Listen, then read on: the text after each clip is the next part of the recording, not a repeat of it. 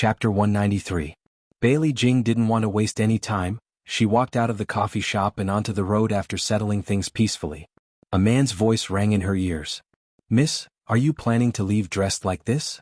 Bailey Jing turned around to see the man she'd bumped into at the coffee shop. She frowned, not liking the way he was hitting on her.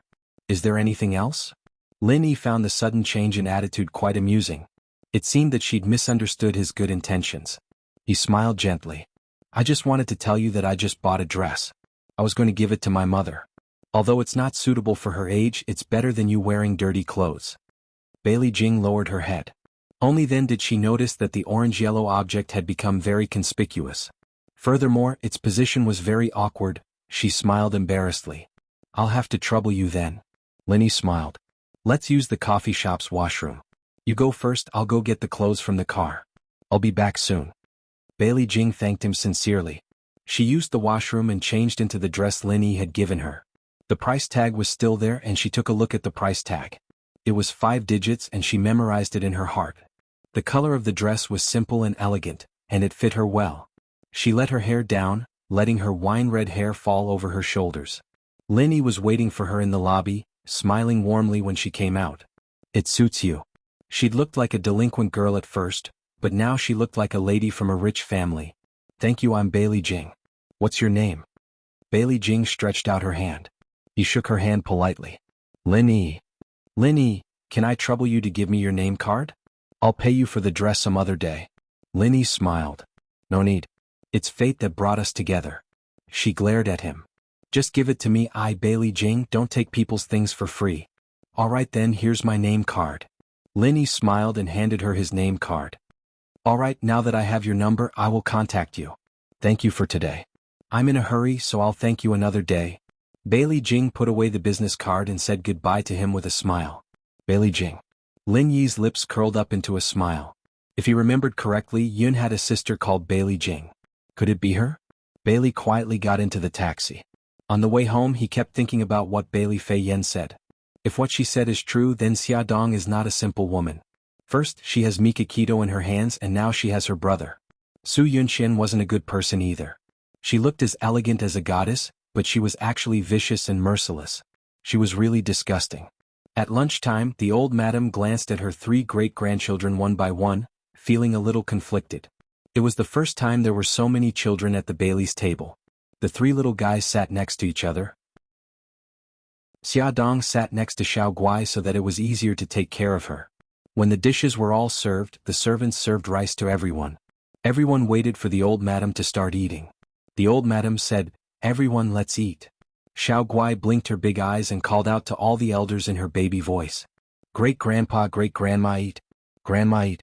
Daddy, mommy, brother eat. Xiao Guai also wants to eat." The old madam couldn't stop smiling. "Good girl, look at our Gigai's sweet mouth. Gigai, come sit next to great-grandma, okay?" Xiao Guai looked up at Xia Dong. Xia Dong nodded at her and she smiled. "Okay, I want to sit next to great-grandma." Xia Dong carried her to the old madam's side. The old madam patted her head and smiled kindly. "Gigai, what do you want to eat? Great-grandma will get it for you." Xiao Guai said obediently, "I don't want great-grandma to get it for me. If great-grandma is tired, I can get it myself. I can even help great-grandma get food." "Oh, how old are you? You already know how to dote on great-grandma." The old madam smiled. She doted on this soft and tender little girl to the bone. She couldn't help but pity her. How could such a cute little girl contract such a terrible disease? Xiao Guai was not only obedient and cute, she was also very filial.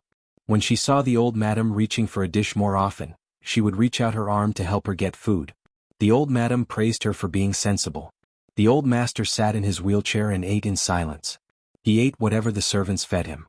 His eyes were unfocused and he didn't respond to anyone who spoke to him. Only when the old madam spoke to him would he raise his eyelids. However, he would only glance at her before lowering his head again. Xia Dong heard from Bailey Han that the old master had Alzheimer's disease and had lost the ability to speak. He could only say a few simple words. His memory was chaotic and he often mistook people for others or couldn't remember anything at all. Because of the presence of the 3 children, the atmosphere at the dining table was harmonious. Xia Dong also heaved a sigh of relief. After the meal, the servants wanted to push the old master to the back garden for a walk. Xia Dong offered to accompany the old master, and the 3 children also volunteered to follow. Bailey Han was naturally worried about letting Xiao Guai go with them. The old madam smiled and patted Xiao Guai's head. "Gigai, stay with great-grandma, okay?" "Okay." Xiao Guai nodded obediently. The old madam picked her up and placed her on her lap. "Come, great-grandma will tell you a story." Xia Dong pushed the old master to the pavilion and fanned him with a cattail leaf fan. He was in good spirits now. He pointed at the grape trellis and babbled intermittently. No one knew what he was saying. Xiao Bao blinked. "Mom, does great-grandpa want to eat grapes?" Xiao Yi knocked on his forehead. "Idiot, great-grandpa wants to go under the grape trellis. He used to like to stay under the grape trellis." "Oh, so that's how it is." Xia Dong was still trying to guess the old master's intentions. She didn't expect her son to give her the answer. She bent down and smiled. "Grandpa, sit tight. We'll go to the grape trellis now." "Ah." The old master nodded. It seemed that Xiao Yi had guessed correctly. After pushing the old master to the grape trellis, he quieted down. He tilted his head as if he was going to sleep. Xia Dong instructed the servant to bring a blanket over. After covering the old master with the blanket, Xia Dong slowly fanned the cattail leaf fan and said softly to the children, "Xiao Yi, Xiao Bao, great-grandpa is asleep. Go back to your rooms and rest. Mom will stay here with you." Xia Dong blinked.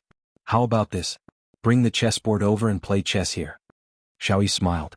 "Xiao Bao, let's play Gamoku." The 2 little guys really ran back to get the chessboard. They laid it out on the stone table and began to play chess. A cool breeze blew past and the grape leaves rustled. The September sun was less scorching and more warm. The light shone through the layers of grape leaves and shone on the limestone road. It was peaceful and serene. Xia Dong fanned herself and looked up at the children playing chess from time to time. Her eyes were full of smiles. Suddenly, the sound of footsteps could be heard. Xia Dong turned her head and saw a pretty figure approaching from afar. The person who came was tall and slender. She had long wine-red hair and was wearing an elegant plain dress. She wore a pair of canvas shoes and a pair of brown sunglasses on the bridge of her nose. Her actions revealed a candid temperament. Xia Dong inwardly guessed that she should be Bailey Jing. Xiao Yi also heard the footsteps. He looked up and a bright smile appeared on his face. He jumped down from the stone stool and ran over. "Aunt Jing. Darling, you've grown so tall." Bailey Jing smiled brightly as she carried Xiao Yi and kissed his cheek several times. "And Jing, why are you only back now? I missed you so much." "Oh, darling has suddenly changed. He's no longer the little old man from before." Bailey Jing teased with a smile. In the past, every time she called her family, Mommy would complain that Xiao Yi was too mature. But now he was acting like a child. "And Jing, don't laugh at me. I'm happy. I'm not laughing." Bailey Jing carried Xiao Yi to Xia Dong and put Xiao Yi down. She took off her sunglasses and squatted down to hug the sleeping old master. She kissed him on the cheek and said softly, "Grandpa, your Xiao Jing is back." Old master was in a deep sleep. Bailey Jing adjusted the blanket for him and stood up. Her gaze landed on Xia Dong. Xia Dong smiled and extended her right hand. "Xiao Jing, hello. I'm Xia Dong." Bailey Jing didn't take her hand.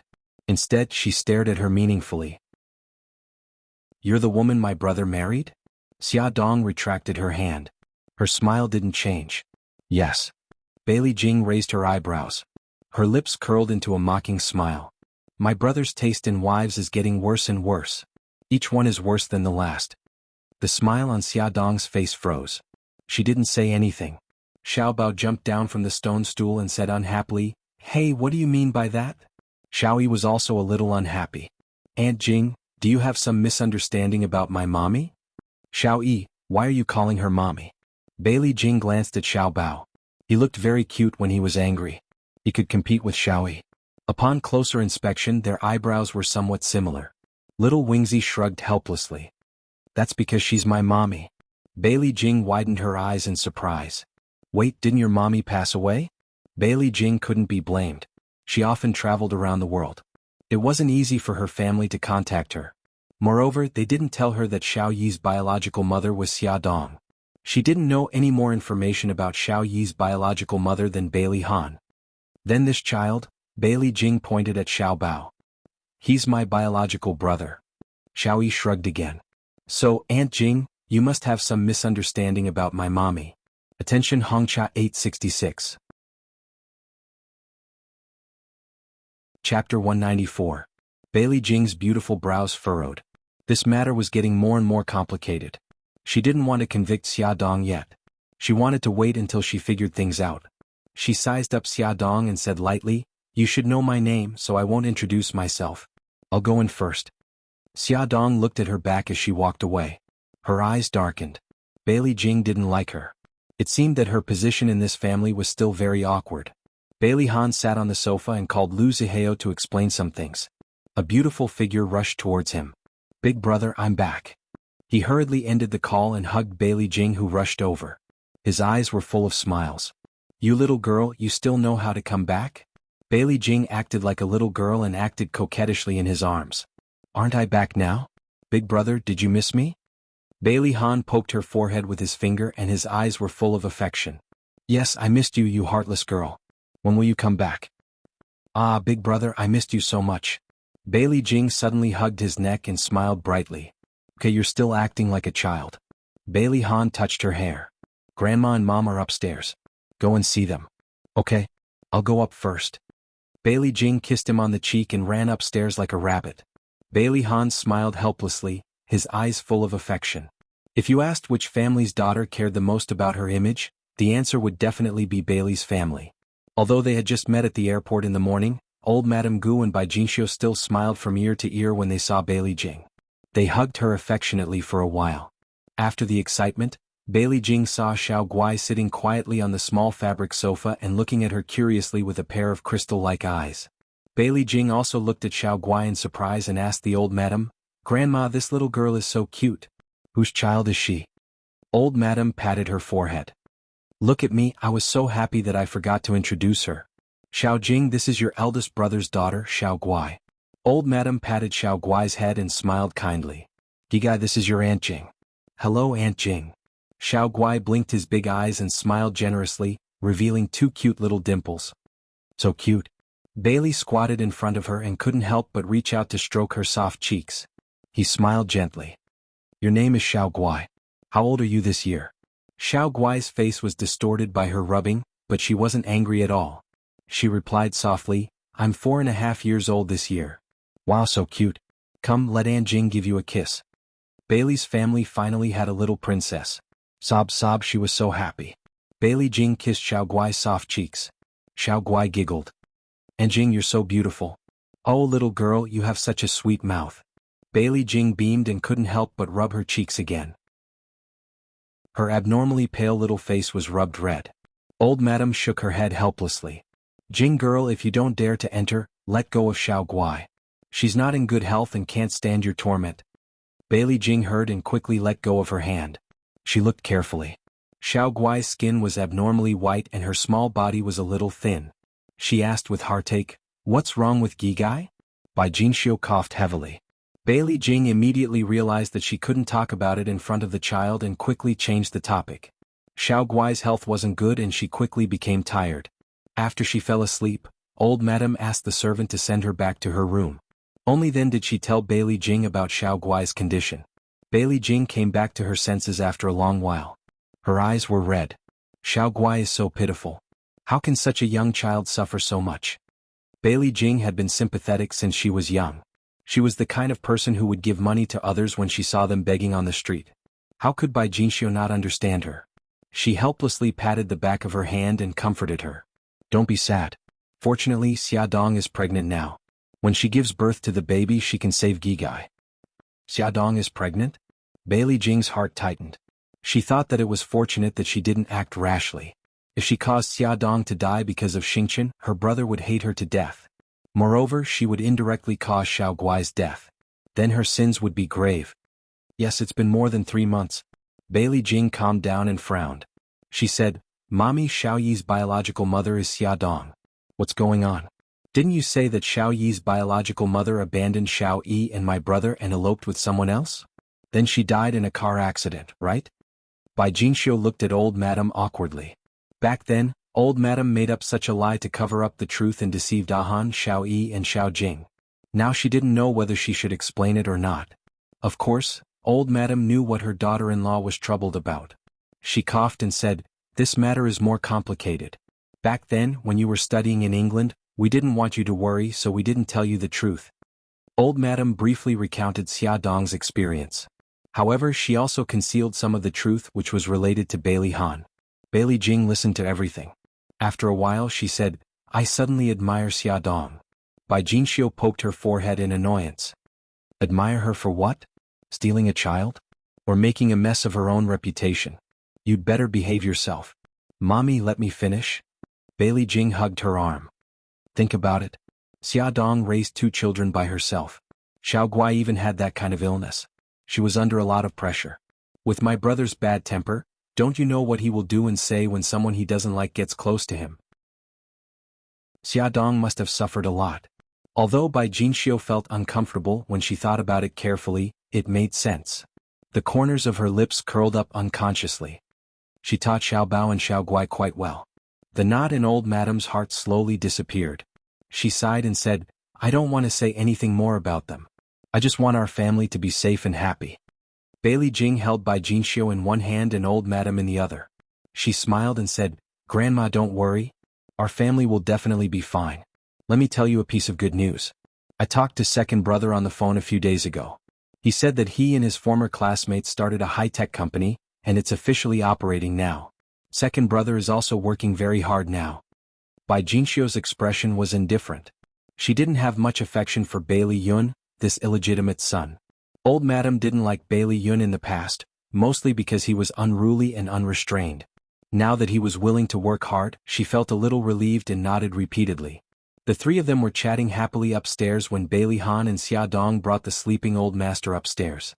2 more people chatted with each other. Xia Dong sat at the side and listened to Bailey Jing talk about the interesting things that happened when they traveled around the world. Her thoughts drifted away. She thought of the confusion when she first went abroad, Mika Quito and her foster father who was far away in Italy.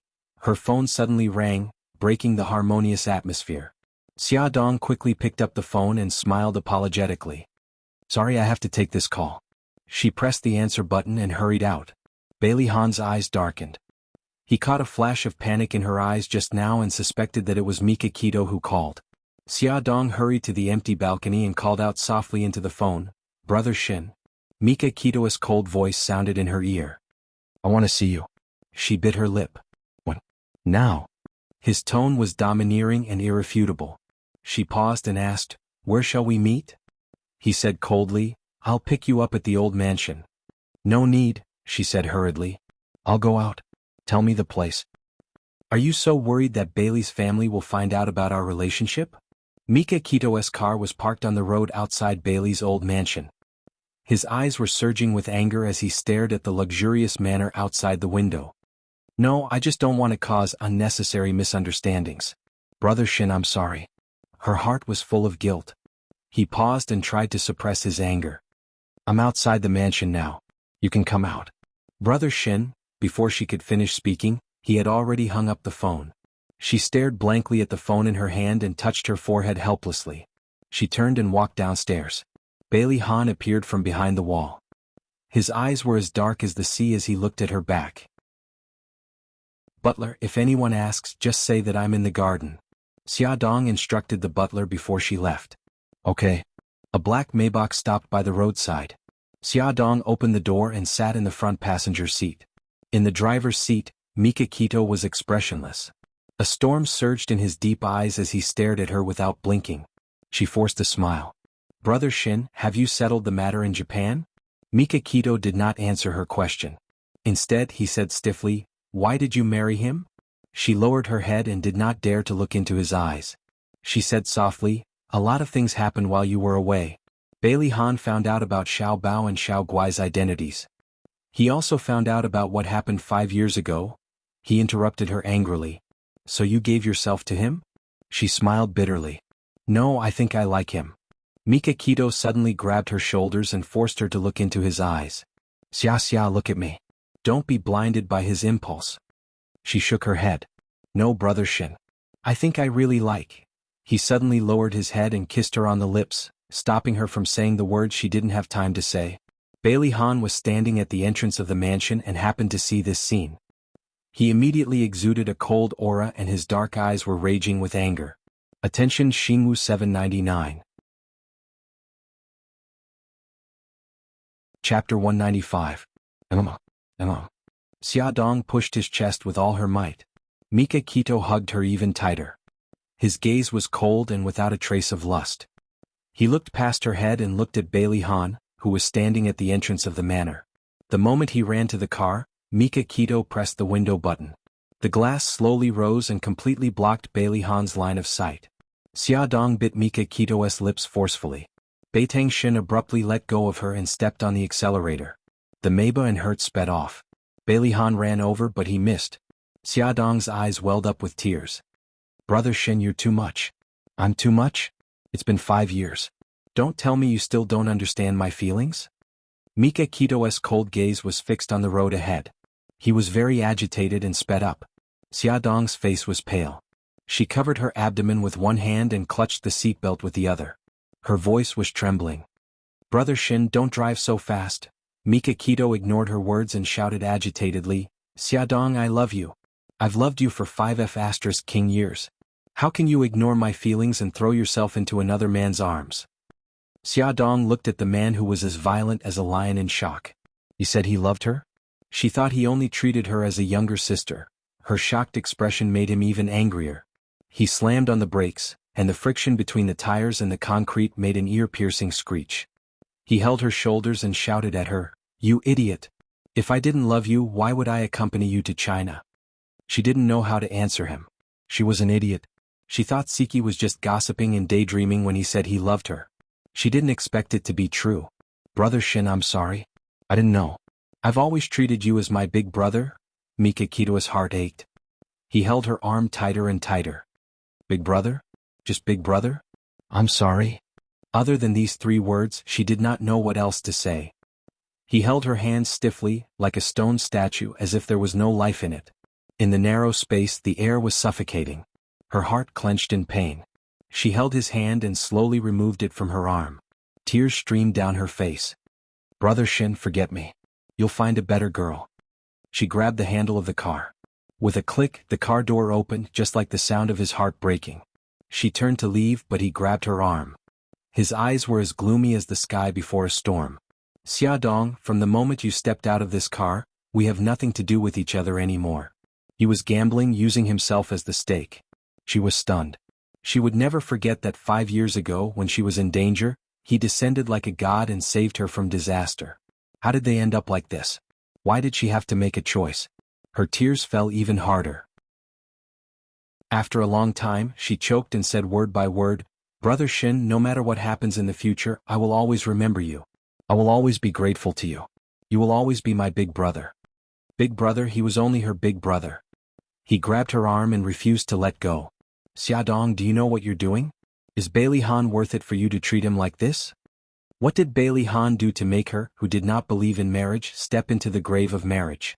He made her do this without hesitation. Tears streamed down her face. She shook her head. I don't know. I just don't want to regret. It was Bailey Han who made her understand what love was. It was Bailey Han who gave her the courage to step into marriage. They had said that they would face it together. She could not abandon him. There were very few cars on the road. As far as the eye could see, only the 2 of them were in a deadlock by the roadside. He grabbed her arm and she stood stiffly at the door. His expression was getting colder and colder. Something like crystals seemed to shatter in his eyes. Her heart throbbed in pain, but she held it in and did not say anything. After a long time, a car sped past them. The whistling wind lifted a corner of her skirt. He slowly let go of her hand. She took a step back. The car door slammed shut. Meiba and he sped away and disappeared from her sight in the blink of an eye. Xia Dong squatted on the ground and cried bitterly. The old mansion was built halfway up the mountain. Now she was standing at the foot of the mountain. She wanted to hail a car to go up, but not a single one passed by. She took out her phone and hesitated whether to ask Bailey Han to pick her up. However, she was also worried that Han would misunderstand her. What should she do? If she walked up, there were still a few kilometers to go. After thinking about it, she decided to ask Bailey Han to pick her up. She thought that as long as she explained it clearly, he would definitely believe her. She dialed Bailey Han's phone, but no one answered for a long time. She did not give up and dialed 2 more times. Finally he picked up. She was delighted and said, Han, can you come and pick me up? I'm at the foot of the mountain now. There was a pause on the other side of the phone. Old Madam's cold voice came through. What kind of wife are you? Your husband has fainted and you're still having fun outside. Xia Dong said agitatedly. Ahan fainted? How is he? Old Madam said angrily. You still know how to care about him. Grandma. Before she could finish speaking, the phone beeped with a busy tone. Xia Dong was burning with anxiety. She did not know what had happened to Bailey Han and why he had fainted. However, when she heard Old Madam's anger, she knew that his condition must be very serious. She did not dare to think too much about it. She lifted her skirt and ran up the mountain. Fortunately, she was wearing flats, so she was not too tired from running.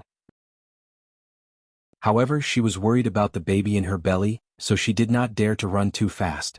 After running for nearly 10 minutes, she saw a car driving over from afar. It approached from afar until it stopped in front of her. An unfamiliar face stuck out from the window. Young mistress, Old Madam asked me to pick you up.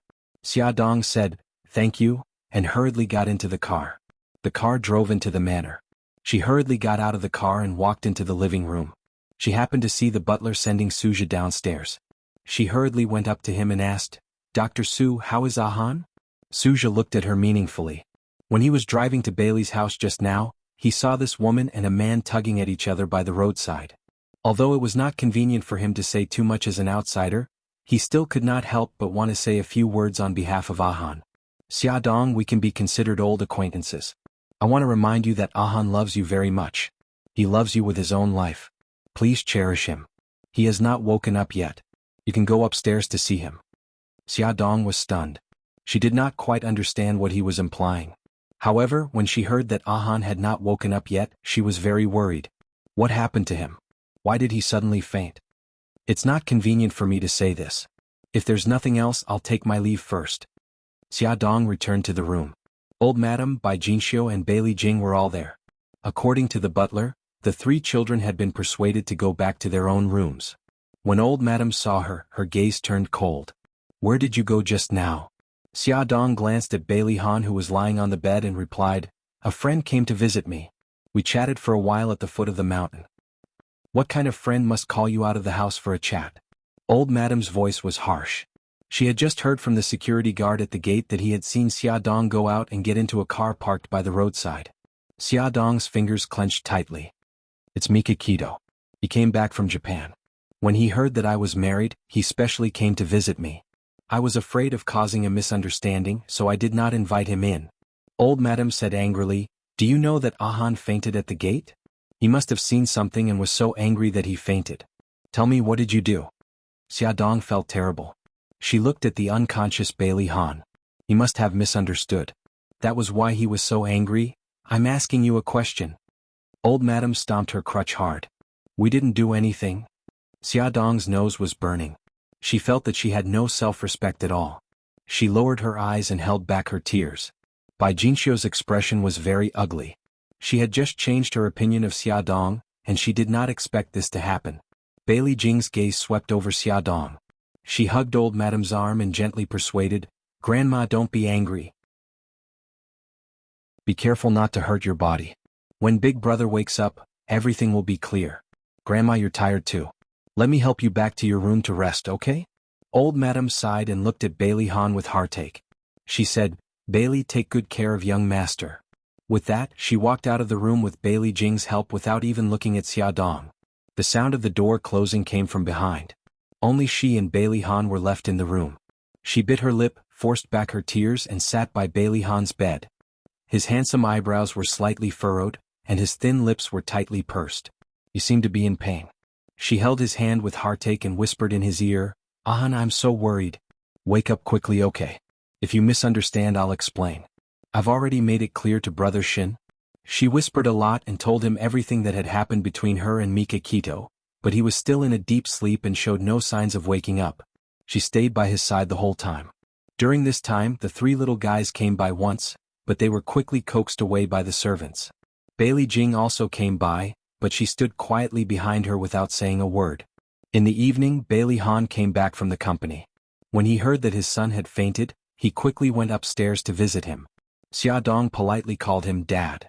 He grunted and said, You're tired too. Go downstairs for dinner and rest for a while. She pursed her lips. I'm not hungry. I'll stay here with Ahan. Bailey Han's face darkened. Even if you're not hungry, the baby in your stomach will be. Even if Ahan is awake, he won't want to see you like this. Be good and go downstairs for dinner. Foley Songshu 566. Chapter 196. Bailey Xiong knew that Xia Dong occupied a very important position in his son's heart. In order to improve their relationship, of course, he had to accept Xia Dong, so he really cared about her. This sentence seemed to be a reprimand, but in fact, it was full of concern. It warmed Xia Dong's heart. I know, Dad. Bailey Xiong's voice softened. Let's go downstairs and eat first. Without Bailey Han at the table, everyone's mood was a little heavy. No one spoke. Bailey Jing looked around and said with a smile, Daddy, I haven't seen you for 2 years. You seem to be younger than before. Bailey Xiong smiled. I'm old. Jing, when do you plan to go to the company to help Daddy? Bailey Jing picked up a piece of braised fish and put it on his plate. She raised her eyebrows and smiled. Daddy, you can ask big brother and second brother for help with the company. I want to do something different. Tell Daddy, what do you want to do? I want to go to the poor mountainous areas to teach. Bailey Xiong almost choked. Before he could express his opinion, Bai Jinxiu frowned and said unhappily, Little Jing, quickly give up on this idea. Let me finish. Bailey Jing sighed helplessly. I won't be there for long. I'm just going to those places to take a look and learn about the situation of those poor schools. Then I'll raise some money for them. The old madam said slowly, doing charity is a good thing and I support it. If you want to donate to those schools, I won't stop you, but I won't allow you to do it as a career. Little Jing, you're the eldest miss of our Bailey family. You have to think about our family. You've been willful for so many years and you can't be willful anymore. Think about what I just said. Bailey Jing said unhappily, I know, Grandma. Bailey Xiong said, Okay, let's eat before the food gets cold. Xia Dong had no appetite. She barely finished half a bowl of rice and left her seat early. After going upstairs, she fetched some hot water and wiped Bailey Han's face and hands with a wet towel. Suddenly, his fingers moved. She held his hand excitedly and called out his name. Han. His eyelids moved and he slowly opened his eyes. He looked at her blankly as if he didn't recognize her. Han, how are you? Where else do you feel uncomfortable? She helped him sit up and put a pillow behind his back. He looked and asked, Where's Yun Qian? She held her breath and forced an ugly smile. Han, do you know who I am? Bailey Han looked at her blankly. He shook his head slowly and asked stubbornly, Where's Yun Qian? Han, what's wrong with you? I'm Xia Dong. Xia Dong grabbed his hand excitedly. Are you still angry so you're pretending not to know me? Hubby, don't be angry. I can explain. Brother Shin came to find me and I told him that I only treat him as my brother. I've already made it clear to him. She explained incoherently, but he pushed her hand away and looked at her coldly. I want to see Yun Qian. Xia Dong couldn't help but cry. Why did this happen? Bailey Jing pushed the door open and entered. She saw Bailey Han sitting at the head of the bed and said in surprise, Brother, you're awake. Xia Dong, why are you sitting on the ground? Are you okay? Xia Dong secretly wiped her tears and stood up from the ground. With her back facing her, she said, I'm fine, Xiao Jing. Your brother is awake. Please inform Grandma and Dad so that they won't be worried. Bailey Jing could hear that she was still sobbing. She raised her eyebrows in surprise but didn't say anything. She closed the door and went to inform the family. Silence. Complete silence. Xia Dong's shoulders trembled slightly as she slowly controlled her emotions. Bailey Han stared at her coldly and persistently made his request. I want to see Yun Qian. Call her and ask her to come see me. She held his shoulders. Han, I beg you. Don't be like this, okay? Go away. I don't know you. He pushed her away again, and because he used too much force, she almost hit the bedside table. His arm swept across and the cup on top of it fell to the ground with a clatter. The boiling hot tea spilled all over the carpet. Old Madam pushed the door open and entered. She saw this scene and frowned. What's wrong? Xia Dong hurriedly said, It's nothing. I was careless and bumped into the cup. She held her arm, which was scalded by the tea. Very quickly, it turned red and burned with pain. She picked up the teacup and stood sideways, her hand still covering her arm. Bailey Han glanced at the carpet and his gaze gradually fell on her arm. Did you get scalded? Xia Dong smiled. No. Bailey Jing didn't say anything else and focused on his brother. Old Madam went forward and sat beside Bailey Han's bed. She asked gently, Han, do you feel uncomfortable anywhere? Bai Jingxiu also stood over. Bailey Han frowned. I'm fine. Grandma, who is this woman? Why is she in our house? His sharp gaze turned to Xia Dong. Xia Dong's heart trembled. Old Madam and the others were stunned. After 2 seconds, Old Madam probed, Han, do you still remember that you're married? Bailey Han's frown deepened. I haven't proposed to Yun Qian yet. How could I marry her? Xia Dong's face turned pale. A terrible thought emerged in her mind. Old Madam and Bai Jingxiu also had the same thought, but they still couldn't believe it.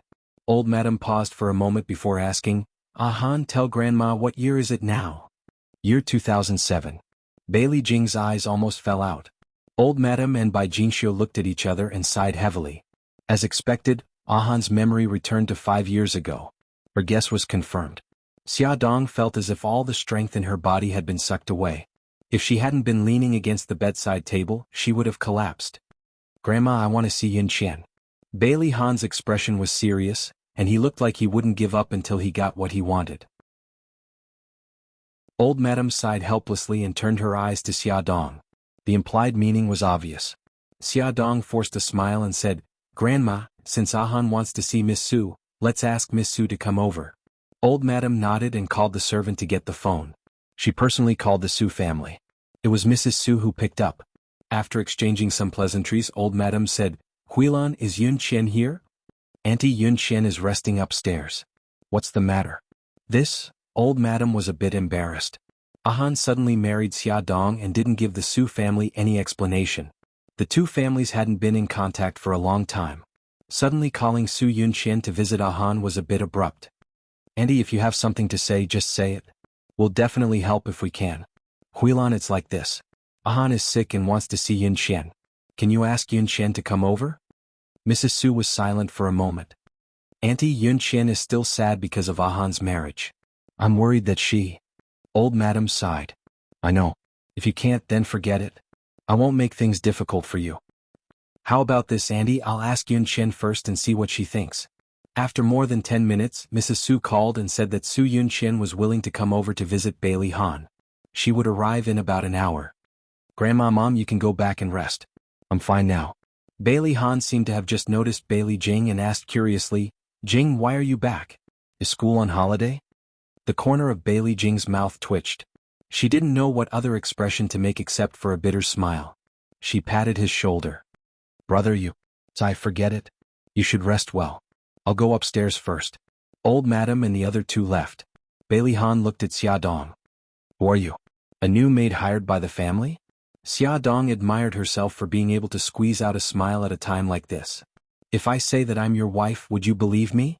Bailey Han's handsome face darkened. He said coldly, Get out. Han, listen to me, get out. He yelled at her, not listening to her explanation at all. Okay, I'll get out. Her eyes were covered with a layer of mist.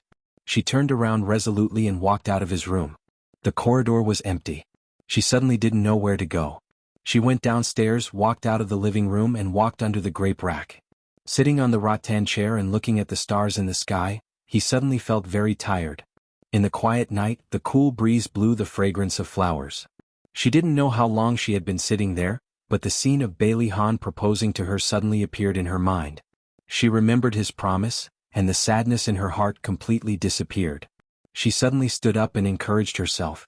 Han had just lost his memory again, and there was nothing to be afraid of. She would definitely make him remember her. Dojo.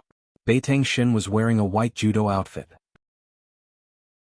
He was like a lion that went berserk in the center of the arena, smashing his opponents to the ground one after another. Inside the martial arts hall, there were cries of anguish. Jiang Dao put his hands behind his back and stood at the door with a cold expression. He was slightly worried that his boss couldn't control his emotions and threw him out as well. Come on, come on. Mika Kito was drenched in sweat and got into a fighting stance. The little brothers who were lying on the ground and wailing had tears streaming down their faces. Boss, we can't do it anymore. If we practice with you any longer, we'll be crippled.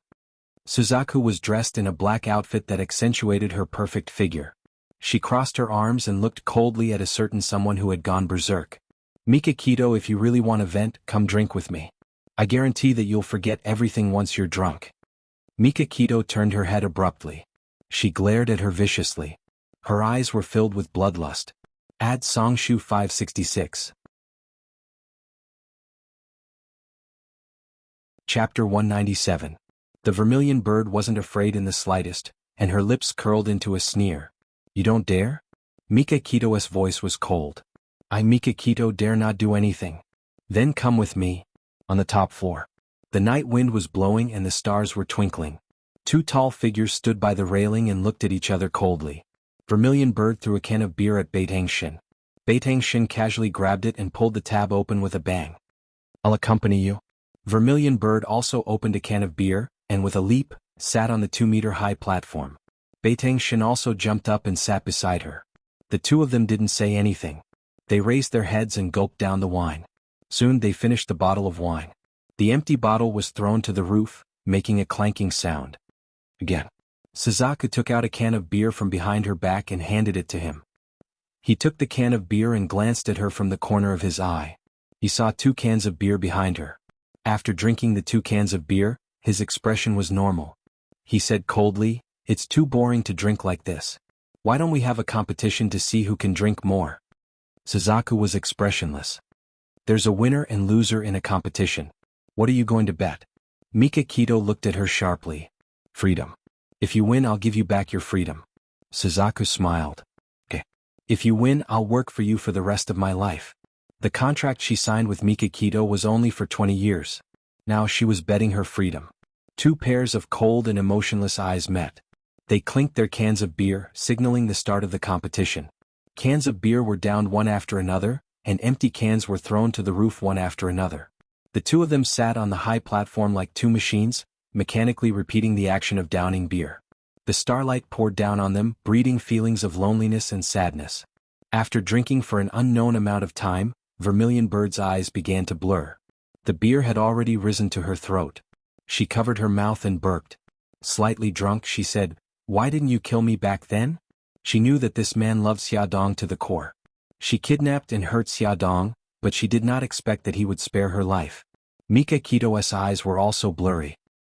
He took a sip of beer and said indifferently, "I have an agreement with you." She sneered. Agreement? What's the use of an agreement for a man like you? He was not the kind of person who would abide by an agreement. She had already seen how ruthless he could be in Japan.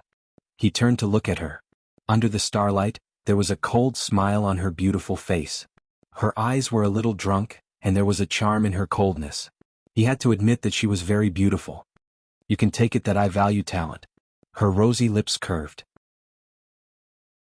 She looked at the bright night view of the city and said indifferently, "I won't be grateful to you. Sometimes losing freedom is worse than death." "I know. I don't need your gratitude." He looked into the distance. There was a port, and the lights were shining brightly, guiding the ships out to sea. But the guiding light in his heart had been extinguished. He had loved her for 5 years, but she did not belong to him. The sadness in his heart could not be expressed. It turned into melancholy and poured into his heart together with the beer. It was so bitter that his eyes flashed like broken glass. The can of beer in his hand was empty again, just like his heart. After a long time, the night wind blew, bringing with it the noise of the city and the sound of the sirens. 2 bodies lay on the high platform, motionless. Suddenly, a pair of pitch-black eyes opened. His cold gaze made people shudder. She turned to look at the person beside her. His eyes were closed and his brows were tightly knitted. His entire body was emitting a strong smell of alcohol. Suzaku called him softly. "Mika Kito?" He frowned impatiently and turned his back to her. Her slender fingers slowly slid down to her calf, and she pulled out a sharp dagger from her small leather boot. She looked at his broad back and raised the dagger high. It was this man who had destroyed her freedom and her pride. He even used her beloved Director Lin to force her. If she killed him, she could regain her freedom and reunite with Director Lin. The biting, cold, murderous aura suddenly expanded, ready to be released. She raised her hand high and stabbed down heavily. But at the last moment she controlled herself. She was crazy, really crazy. If she killed him, how could she escape the Yamaguchi-gumi's pursuit? How could she save Director Lin from Japan? The alcohol kicked in and she almost did something she regretted. She put down the dagger and quietly put it back into her boot. Then she pretended that nothing had happened and lay quietly beside him. Mika Kito suddenly turned around. His eyes were like ice and he didn't look drunk at all. He said coldly, "Why didn't you do it?" Suzuka's back broke out in cold sweat. It turned out that this man wasn't drunk at all. He must have been pretending.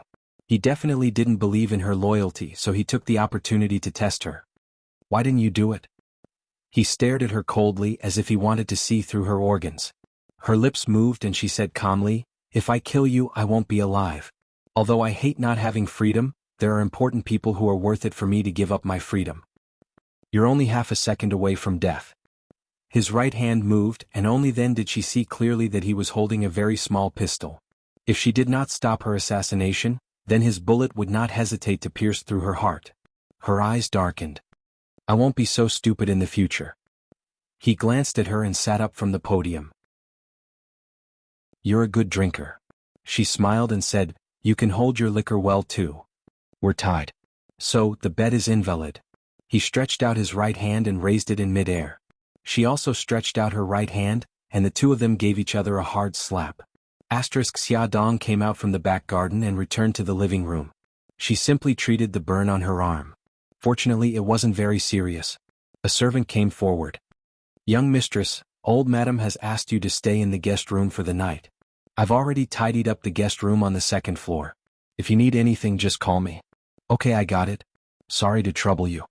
Ahan didn't remember her, so she couldn't go back to her room to rest. Her guest room was arranged to be at the end of the second floor. Before she went back to her room, she went to Xiao Bao's room. Xiao Yi happened to be there as well. She told her about Bailey Han's situation, and the two little guys were stunned. Xiao Yi rubbed her chin and sighed. How did Daddy's memory go back 5 years? Moreover, it was before Su Yunqian left the country. Xiao Bao puffed up her cheeks and looked disgusted. Daddy actually wants to see Su Yunqian. What will he say to her? Could it be a proposal? Xiao Yi frowned. It can't be. Who would propose in the middle of the night? Xia Dong's mouth twitched. The first time Bailey Han proposed to her was in the middle of the night. Could it be that he was really going to propose to Su Yunqian? No matter what the three of them were worried about, Su Yunqian arrived as promised. Xia Dong stood at the top of the stairs and watched her walk up leisurely. She looked like a woman who had walked out of a painting in the misty Jiangnan. There was a hint of sadness in her every frown and smile, which was just enough to make people feel pity for her. She seemed to have lost some weight, and there was a hint of sadness in her eyes, which made her look even more beautiful and elegant. She was wearing a white dress, and her long hair was simply draped over her shoulders. A small part of her fair neck was revealed when she hung her head, and it had an alluring glow under the light. She walked up to Xia Dong and smiled faintly. Congratulations. Xia Dong smiled. Thank you. She elegantly brushed her long hair behind her ear.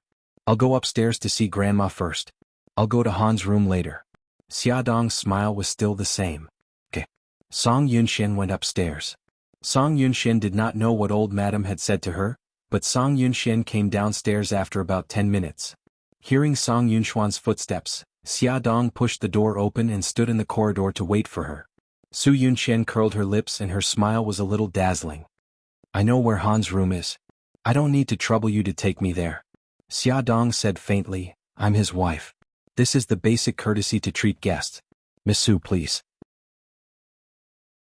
Su Yunxian's eyes moved, and the smile on her lips gradually disappeared. Bailey Han hadn't gone to bed yet. He had changed into a formal suit and looked extremely handsome. When Xia Dong knocked on the door and entered, he was sitting on the sofa reading a book. When he looked up and saw the two of them walking in, a smile immediately surged in his eyes. Yunxian. Su Yunxian went forward and hugged him affectionately. Han, I missed you so much. Bailey Han hugged her tightly. I missed you too. Xia Dong looked down and pinched her palms hard. She gritted her teeth hard. Otherwise, she was really afraid that she wouldn't be able to control herself and would pounce on the two of them and beat them up. The two of them were intimate for a moment. Bailey Han suddenly looked up and saw that Xia Dong was still standing by the side. He frowned unhappily. Why are you still here? Get out. Su Yunxian lay in his arms. She lifted her chin slightly and looked at Xia Dong with a sneer on her lips. Xia Dong bit the tip of her tongue hard and smiled. I'll go out now. Han, you have to have a good chat with the guests. Bailey Han frowned. What did this woman mean? When Xia Dong went out, she put a small listening device in her hand into the antique vase. This was given to her by Xiao Yi. She said that with this device she would be able to eavesdrop on what Su Yunxian and Bailey Han were talking about. The little girl automatically confessed that she had done this before, Su Yunxian leaned into Bailey Han's arms. How long had it been since he hugged her? She couldn't help but reach out and hug his waist tightly. Perhaps his memory had returned to 5 years ago. God had given her a chance to start over. Bailey Han stroked her long hair. Yunxian, why did you lose weight? Su Yunxian chuckled. If I said that I lost weight because I missed you so much that I couldn't eat or sleep, would you feel sorry for me? Silly, am I not by your side? Bailey Han hugged her even tighter. Attention, Song Shu 566. Chapter 198. Silly girl, am I not by your side? Bailey Han hugged her even tighter. Su Yunxian smiled. Han, what's wrong with you today? Why do you suddenly want to see me? Bailey Han held her shoulders and looked into her eyes. He said seriously, Yunxian, will you marry me? In Xiao Bao's room, Xia Dong and her 2 children were eavesdropping. Xia Dong angrily jumped up from the sofa and rushed out without a word. She looked like she was going to fight with someone. Xiao Bao and Xiao Yi quickly ran over and hugged her legs. Mommy, don't be rash. Mom, don't be agitated. It's useless even if you rush over now. Dad doesn't remember you. Xia Dong was about to explode. That damn bastard. He was still whispering sweet nothings to her in the morning, and now he was hugging another woman and proposing to her at night. Although his memory was messed up, it was still very infuriating. Let go of me. I'm going to rush in and tell him the truth now. Xiao Yi's pink little ears twitched. She'll listen. They're talking again. Xia Dong's ears also perked up. Su Yunxian acted coquettishly. Han, when you propose, don't you have a ring? Of course I do. Bailey Han paused and said, I originally ordered a ring today, but when I woke up, the ring was gone. Su Yunxian smiled. Alright, it's okay that the ring is gone. At least I know how you feel about me. You've agreed to my proposal? Of course, there's no reason not to. Let go of me. Xia Dong couldn't hold it in anymore. If she held it in, her husband would be charged with bigamy. Little Treasure and Little Wingzy let go of their hands in unison and took a step back in unison. Things had gone beyond their control. The scariest thing was that there was a suspicious sound coming from the eavesdropping device. It seemed to be a sound not suitable for children. Xia Dong opened the door and rushed to Bailey Han's room. Her entire body was steaming with anger as she barged into his room in an extremely valiant manner. The next moment his breathing suddenly stopped. In front of him, Bailey Han and Su Yunxian were hugging each other, their faces close to each other. Her eyes burned with flames as she clenched her fists. Resisting the urge to beat them up, she roared, Bailey Han, stop. Bailey Han's hand froze and he raised his head. After a short moment of shock, he was furious. Why did you come in? Get out. This is the 3rd time you've told me to scram. Seeing that your memory is a mess, I'll tolerate you. Xia Dong glared at him angrily. She strode forward and grabbed his wrist without warning. She was startled. It turned out that he was holding a girder in his hand. So, he was actually helping Su Yunxian put on the girder? Because of the angle, it looked like they were kissing. You crazy woman, what are you trying to do? Bailey Han pulled his wrist back, unable to restrain his anger. Su Yunxian looked coldly at Xia Dong. Damn it, she had ruined her plans again. Xia Dong pointed at his left hand and said coldly, Bailey Han, look at the ring on your left hand. What do you think it means? You're already married, do you know that? Bailey Han let go of Su Yunxian in shock. His gaze fell on his left hand. He had been wondering when he had a ring on his finger. Xia Dong extended her left hand in front of him and said angrily, take a good look at what this is. Don't you think it's exactly the same as the one on your finger? What's going on? Bailey Han was shocked and angry. When did he get married? Why didn't he know about it? Who was this woman in front of him? There seemed to be something in his brain that suddenly bounced and tightened. It hurt. He held his head in pain and tried hard to think, but he couldn't remember. No, it was getting more and more painful. His vision turned black and he felt dizzy, his body tilted and he fell onto the sofa. Han. Xia Dong and Su Yunxian threw themselves on him at the same time and called out to him anxiously. Xia Dong was anxious and helpless. What should she do? Yes, she should call the doctor. She suddenly jumped up and reached for the phone. Su Yunxian grabbed her wrist and stared at her with a venomous gaze. It's all your fault, Xia Dong. If anything happens to Han, I won't let you off. Now's not the time to talk about this. Xia Dong pushed her arm away and tried hard to calm down as she dialed Suja's number. Old Madame Dowager and the others rushed over when they heard the news. Everyone was anxiously waiting for Suja's arrival. Xiao Yi secretly took out the listening device from the antique vase and hid it in her pocket. Suja carefully examined Bailey Han's body and listened to old Madame Dowager's description of his situation. He frowned and thought for a moment before saying, "Old Madame Dowager, I want to talk to you alone." In the study, old Madame Dowager said, "Dr. Su, it's just the two of us now. If you have something to say, just say it." Suja's face was serious. "Old Madame Dowager, from Ahan's current situation, his memory has begun to become chaotic. I suspect that the hypnosis we did on him 5 years ago will soon lose its effect. When that time comes, not only will he regain his memory, but he will also suffer from the pain of his headaches again." Old Madame Dowager said agitatedly, "Then what should we do?" Suja frowned.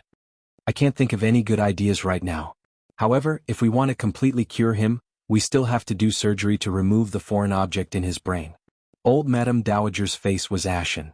5 years ago, the top neurologist in the country examined him and said that the foreign object in his brain was too close to his nerves. If we do surgery to remove it, the success rate is only 1%. If the surgery fails, Ahan will become a vegetable. We can't take this risk. Suja thought for a moment and said, "Perhaps we should tell Ahan about this and let him make his own choice." The choice was to suffer from the pain of his headaches or take the risk of surgery. Old Madame Dowager held her forehead and sighed. "Let me think about it carefully." Xiaodong noticed that after old Madame Dowager and Suja finished talking, she seemed to have aged a lot. She looked tired and dignified as if she had a lot of things on her mind. Suja couldn't help with Bailey Han's current condition, so he only left some conventional medicine and left. Old Madame Dowager glanced at the room full of people and waved her hand tiredly. "You all go back and rest. Xiao Yi, Xiaobao, you still have school tomorrow. Go back to your rooms and sleep." Xiao Yi and Xiaobao looked at each other and then at Bailey Han lying on the bed at the same time. Gigai said goodnight to the elders and returned to his room. "Yunxian, I've troubled you today. You should go back first." Old Madame Dowager patted the back of Su Yunxian's hand. Su Yunxian forced a smile on her face. Her sad expression made people feel pity for her. "Grandma, I'll go back first. If you need anything, you can call me at any time." "Okay, good girl." Old Madame Dowager called a servant and sent Su Yunxian out. Only old Madame Dowager and Xiaodong were left in the room. Old Madame Dowager pointed to the seat beside her. "Xiaodong, sit down. I have something to tell you." Xiaodong sat down. Old Madame Dowager said, "There's something I haven't told you and Ahan. Today I want to tell you. 5 years ago, Ahan was in a car accident. Not only was his leg injured but his brain was also injured. At that time, a very small piece of metal flew into his brain." Xiaodong's eyes widened in shock. The blood in her body seemed to have stopped flowing. After examination, the metal piece almost pressed on the nerves, and the surrounding nerves were very complicated. The doctor said that the success rate of removing the metal piece was only 1%. We didn't dare to take the risk, so we gave up on the surgery. Old Madame Dowager sighed and continued, "We didn't expect that disaster would come. Whenever Ahan thought of that car accident and anything related to you, he would start to have a headache. We watched as he suffered from the pain. He couldn't sleep at night and groaned. In less than half a month he became so thin that he didn't even look human anymore. I discussed it with his father and made a decision." Old Madame Dowager paused. She looked at Xiaodong's shocked eyes and said slowly, "We decided to erase his memory. We hired the best psychiatrist abroad to hypnotize him and erase his past with you. We tampered with his memory and adjusted it to the day before he proposed to Yunxian. Then, we lied to him and said that he was in a car accident on that day. We also made up a story about Xiao Yi's birth. In short, we completely erased your existence from his memory." Xiaodong leaned against the sofa stiffly. Her chest was filled with complicated emotions. A scary thought came to her mind. She said with difficulty, "Grandma, Ahan's memory suddenly returned to 5 years ago. This isn't a good sign, right?" Old Madame Dowager nodded. Suja said that his memory is starting to become chaotic.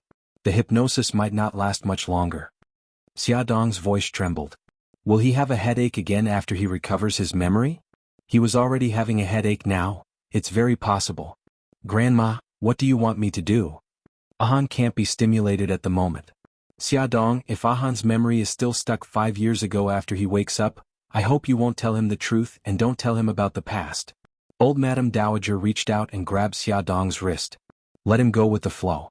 Let him hold on for as long as he can." Tears filled old Madame Dowager's eyes. Other than this, I can't think of any other way. Xiaodong's tears fell like rain. Grandma, I understand. No matter what happens, I won't tell him the truth. I won't force him or agitate him anymore. Even if Ahan and Su Yunxian reconciled, even if he proposed to her, even if they wanted to get married, she wouldn't stop it because she didn't want him to suffer anymore. He had suffered enough for the past 5 years. Add Songshu 566. Chapter 199. Thank you, Xiaodong. You've been wronged? Old madam's tears rolled down her cheeks. Xiaodong bit her lip and sobbed. For Xiaodong this was a sleepless night. For Lin Shihao this night had just begun. At a 5-star hotel. A medical seminar was being held here. As the main speaker, Lin Shihao spoke frankly and confidently on stage. His warm smile was like the sun shining into Bai Meiwei's heart as she sat in the first row. It was as if she was possessed. She was deeply infatuated with him and couldn't extricate herself. When the speech ended, the audience applauded. The organizer of this seminar was a government department. After the seminar ended, the staff warmly invited all the attendees to the banquet hall for a cocktail party. Lin Shihao could be said to be a young talent. He was also well known in the industry and was known as the god of gynecology. Many people in the industry came to toast him. His alcohol tolerance wasn't very good, so he would decline if he could, but if he really couldn't, he would stop after a sip. Even so, he still drank a lot of alcohol that night. By the end of the cocktail party, he was already drunk. He sat on the sofa and held his forehead. His eyes were blurry as he took out his phone to call Yi Siki. However, his phone was snatched away. He narrowed his eyes and looked up. A beautiful figure stood in front of him and bent over to look at him. The person's low-cut dress revealed a deep cleavage. He closed his eyes and leaned back on the sofa. In a drunken voice he said, "Meiwei, please take me home. I'm drunk." "Okay." Bai Meiwei sat beside him and held the glass in her hand in front of him. "Senior, drink a glass of cold water first to sober up." He looked at her in a daze and couldn't even hold the glass steadily. She directly held his hand and held the glass to his lips to help him drink. Seeing him swallow the glass of water without leaving a single drop behind, a strange smile appeared in Bai Meiwei's beautiful eyes. "Senior, be careful. I'll help you back," Bai Meiwei said gently. She held his arm and helped him up from the sofa. Lin Shihao's head was getting dizzier and dizzier. He staggered and leaned all his weight on her until he completely lost consciousness and fell limply on her shoulder. A male waiter came forward and asked, "Ma'am, do you need help?" Bai Meiwei glanced at Lin Shihao, who was lying on her shoulder, and smiled. "Sorry to trouble you. I've booked room 713. "Okay." The waiter supported Lin Shihao and helped him to the elevator. Bai Meiwei leisurely followed behind. The waiter carried Lin Shihao into the room and placed him on the bed. Bai Meiwei took out a tip and said with a smile, "Thank you for your hard work." The waiter smiled politely. "You're welcome, madam. Good night." "Good night." Bang. The door closed. Bai Meiwei slowly walked to the bedside and looked down at Lin Shihao, who was in deep sleep. He had handsome features. His handsome eyebrows were relaxed, his nose was high and his thin lips were slightly pursed. She had been obsessed with that face for a long time. She bent over, her cheeks burning as she leaned against his chest.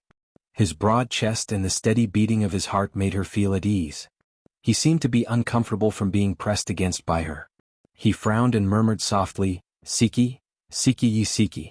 Even when he was asleep he still remembered her. Bai Meiwei's eyes were filled with anger. The last bit of hesitation and shyness in her heart disappeared. She wanted to have him even if she had to resort to unscrupulous means. Walala. The hot water flowed as Bai Meiwei carefully washed her body in the bathroom. Not a single inch of skin was left untouched. In a while she would give herself to the man she loved the most. Her heart was thumping wildly. She didn't know that in the guest room Lin Shihao's phone was ringing. Yisiki was a little uneasy. She called Lin Shihao's phone twice but no one answered. The seminar should have ended at 9 o'clock, but it was already 10 o'clock. Why wasn't he back yet? He didn't even call back? Could something have happened to him? Yisiki remembered that the person who went to the seminar with Lin Shihao was Bai Meiwei. Unfortunately, she didn't have Bai Meiwei's phone number, so she couldn't ask her. What should she do? She paced back and forth in the room uneasily. Suddenly, she remembered that there must be Bai Meiwei's private phone number in the on-call room, so she called the on-call room. She gave a simple explanation, and the people in the on-call room gave her Bai Meiwei's private phone number. Beep beep beep. She called Bai Meiwei's phone twice but no one answered. Isiki didn't give up and called a third time. Finally the phone was picked up. She heard a woman's languid voice. "Hello, who is this?" "Hello, is this Dr. Bai Mei Wei?" "That's me. Who are you?" Bai Mei Wei asked as she dried her hair. Isiki paused and said, "My name is Isiki. I'm Lin Shihao's wife. I want to ask if the seminar you attended tonight has ended?" Bai Mei Wei's fingers tightened. After a while she laughed softly. "So it's Senior's wife. The seminar has ended. Is there something you need?" "Old Lin hasn't come back yet and I can't get through to his phone. I'm worried that something has happened to him. Dr. Bai, do you know his situation?" Bai Mei Wei glanced at Lin Shihao, who was sleeping soundly on the bed. Her lips curled into a strange smile as she said lightly, "I'm with Senior. Don't worry, nothing happened to him." Isiki's anxious heart relaxed.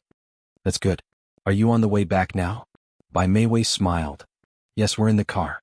Senior said that he would send me home first. Sister-in-law, I'm sorry to have made you worry." "It's okay. It's only right that old Lin send you home." Although the two of them hadn't picked up the phone for a long time, which made Isiki feel a little strange, she didn't think too much about it. She smiled and said, "Dr. Bai," but before she could calm down, the part of him that was inside her body rose up again, and another round of passion began. The next morning, the glaring sunlight shone through the window. Lin Shihao frowned impatiently. He turned over and reached out to hug the person beside him. After sleeping for a few more minutes, his head slowly cleared up. He held his forehead with one hand and muttered softly, "Honey, my head hurts." The response he got was a soft sob. Lin Shihao suddenly opened his eyes. He saw a woman's naked back. Her fair skin was covered with bruises. She was curled up into a ball and sobbing softly. Her shoulders were trembling slightly. His eyes widened in shock. She wasn't his wife. Who was she? He reached out his trembling hand and slowly pulled her shoulders back. His heart suddenly fell to the bottom of the valley. He cried out involuntarily, "Mei Wei." Bai Mei Wei's cheeks were covered with tear stains. Her eyes were red and swollen, and even her lips were red and swollen. Her chest and neck were full of marks from lovemaking. She covered her face and cried sadly, "Senior, how did this happen? How did we end up together?" Lin Shihao's face was ashen. He was about to break down. He betrayed Siki. He actually betrayed his wife. "Senior, you were drunk last night. I drank too much too and couldn't drive. I wanted to help you in to rest for a while, but I didn't expect you. Bai Mei Wei's tears kept falling. She cried until she was out of breath. Lin Shihao tried hard to remember, but his mind was blank. He had no idea what happened last night. His usually gentle face revealed a panicked expression. He jumped out of bed in a panic, found his clothes in a pile of messy clothes, and hurriedly put them on. "Come and see." Hongcha 866.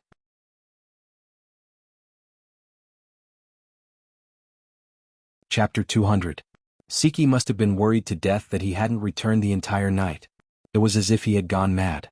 There was only one thing left in his mind, and that was to go home. He had to go home quickly. Lin Shihao grabbed his things and hurriedly ran out. Bai Mei Wei jumped down from the bed and hugged him tightly. She was sobbing.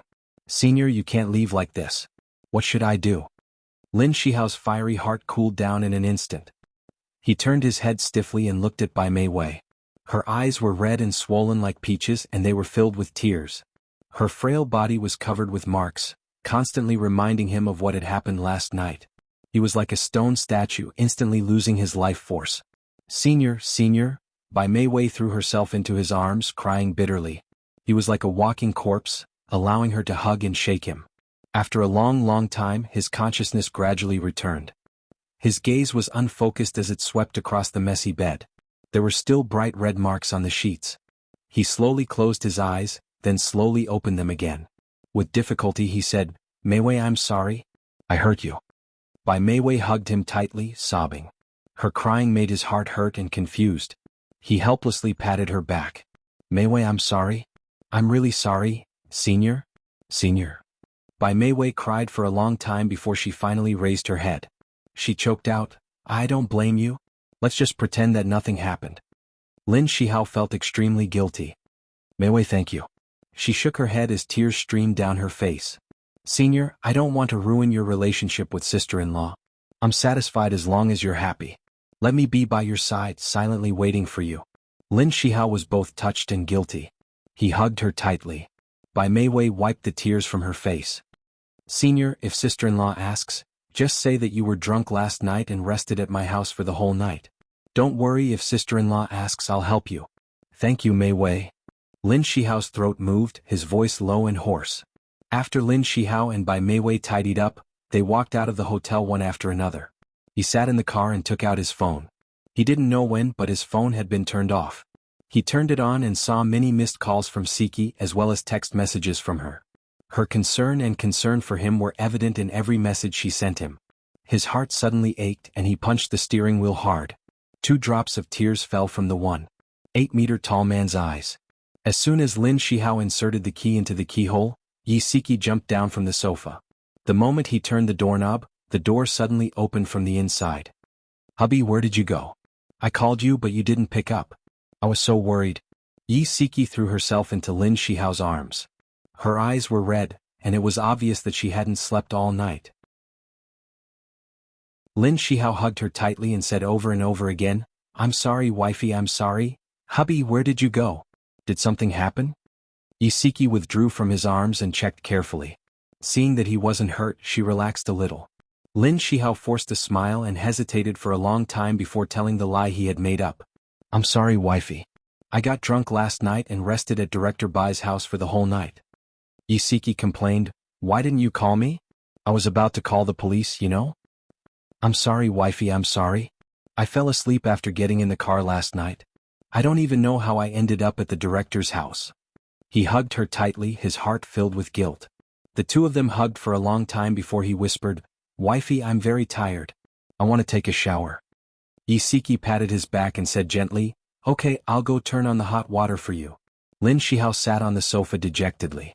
He held his head in his hands and listened to the sound of the hot water running in the bathroom. His heart was in a mess. Guilt wrapped around him tightly and he almost couldn't breathe. Hubby, I'm done. I've put the clothes on the rack. Go in quickly. He took a deep breath and looked up slowly. He smiled gently and said, Okay.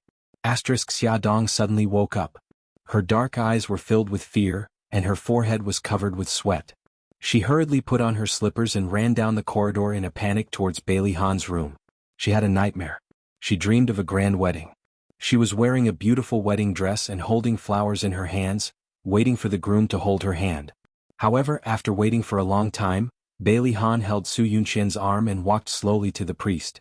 They looked at each other affectionately as if she didn't exist. She couldn't take it lying down. She pounced forward and called out Bailey Han's name. Bailey Han turned around to look at her. He suddenly held his head and howled in pain. Soon he fell to the ground and didn't move anymore. No, she wouldn't let this happen. She wouldn't. Xia Dong suddenly opened the door. Bailey Han's handsome figure was standing in front of the floor-to-ceiling window. His back was facing the window and when he heard the sound he suddenly turned around. She stared at him blankly. She wanted to call out to him but she resisted. No, she had to pretend that she didn't know him. Bailey Han's handsome face was expressionless. He walked towards her step by step, staring at her with his deep eyes. Xia Dong bit her lip and forced a smile. She stammered, Why, eldest young master? You're awake? Bailey Han's face darkened.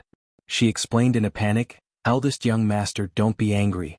Old madam asked me to check if you've woken up. It's good that you've woken up. I'll leave now. She turned around to leave in case he was unhappy to see her here.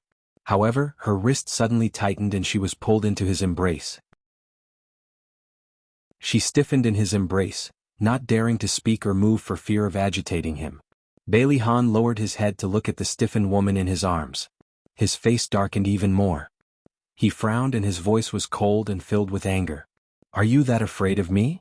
Xia Dong lowered her eyes and stared at his toes. She said softly, No. Then why did you run away when you saw me? Her throat tightened. You didn't want to see me. His brows furrowed and his eyes were cold. When did I say that I didn't want to see you? She felt wronged. Yesterday. Within a day he had asked her to get lost twice. Bailey Han's frown deepened. He felt uncomfortable looking at the top of her head.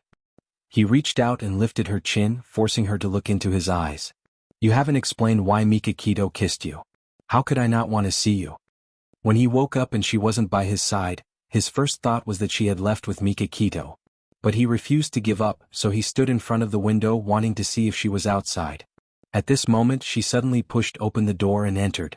Ecstasy surged into her heart, and before he could ask her to explain, she impatiently said a bunch of strange things. Xiaodong looked at him in shock. You know my Bailey Han? Bailey Han was so angry that he almost laughed. What did she mean by knowing her Bailey Han? Wait a minute. His pupils suddenly shrank. Wifey, what do you mean by that? Xiaodong had already confirmed that the person standing in front of her was the Bailey Han with normal memories. She quickly shook her head. No, I didn't mean anything. Hubby, I'll explain now. Yesterday Brother Shin asked me to go out. I was afraid that it would cause a misunderstanding, so I didn't tell anyone and went out to see him alone. Xiaodong was afraid that there would be a rift between them because of what happened yesterday, so she didn't hide anything and told him everything, including how Mika Kito had forced a kiss on her. Bailey Han felt a little better knowing that she hadn't been willing to be kissed. However, his brows were still furrowed. He stroked her red lips with his fingers and said domineeringly, I'm the only one who can kiss you here. She hesitated for a moment, then stood on her tiptoes and gently kissed him on the lips. His anger suddenly dissipated, and an unnatural color appeared on his face. This was the first time she had taken the initiative to kiss him. He hugged her tightly. The moment she pulled away, he kissed her lips. As if he was punishing her, he gently bit and sucked on her lips. Xiaodong quietly leaned into his arms. She suddenly felt that this was the happiness she had been pursuing. However, this happiness was very fragile. It was like a soap bubble that only needed to be gently poked with a finger and it would burst with a bang. However, even if it was fragile, she didn't want to let go. She tightly hugged his waist and boldly expressed her feelings. Hubby, I love you. Ecstasy sprayed in Bailey Han's heart like a fountain. He had always been calm and collected, but his fingers were trembling. He hugged her tightly and said in a hoarse voice, Wifey, I love you too. Xiaodong's eyes were sore. There was a transparent liquid flowing down, but Bailey Han didn't see it. Bailey Han had woken up. The whole family was prepared to treat him like a porcelain doll, but they didn't expect that his memory would suddenly return to normal. Under the old madam's strict order, no one mentioned yesterday's incident. Bailey Han also didn't know that his memory had returned to 5 years ago. On the surface, everything had returned to normal. Only a few people who knew the inside story had a heavy heart. It turned out that Bailey Han's memory was already unstable, and the hypnosis couldn't last much longer. Xiaodong helped him tie his tie and stood at the gate, watching him drive to the company. She only looked away when the car drove out of the manor and couldn't be seen anymore. She didn't know when Bailey Jing had appeared beside her. Xiaodong, I want to talk to you. Xiaodong turned around and smiled. Okay, but I have to take the children to kindergarten first. Bailey Jing also smiled. I'll go out with you. I happen to have something to do too. Xiao Bao was wearing a small suit and carrying a small school bag. He ran down the stairs. Behind him, Xiao Yi walked leisurely with her chest out and head raised. Mom, we're ready. Let's go. Xiao Bao ran to their side and only greeted Xiaodong. He ignored Bailey Jing. Obviously, he was still angry about Bailey Jing speaking rudely to his mother yesterday. Come and see.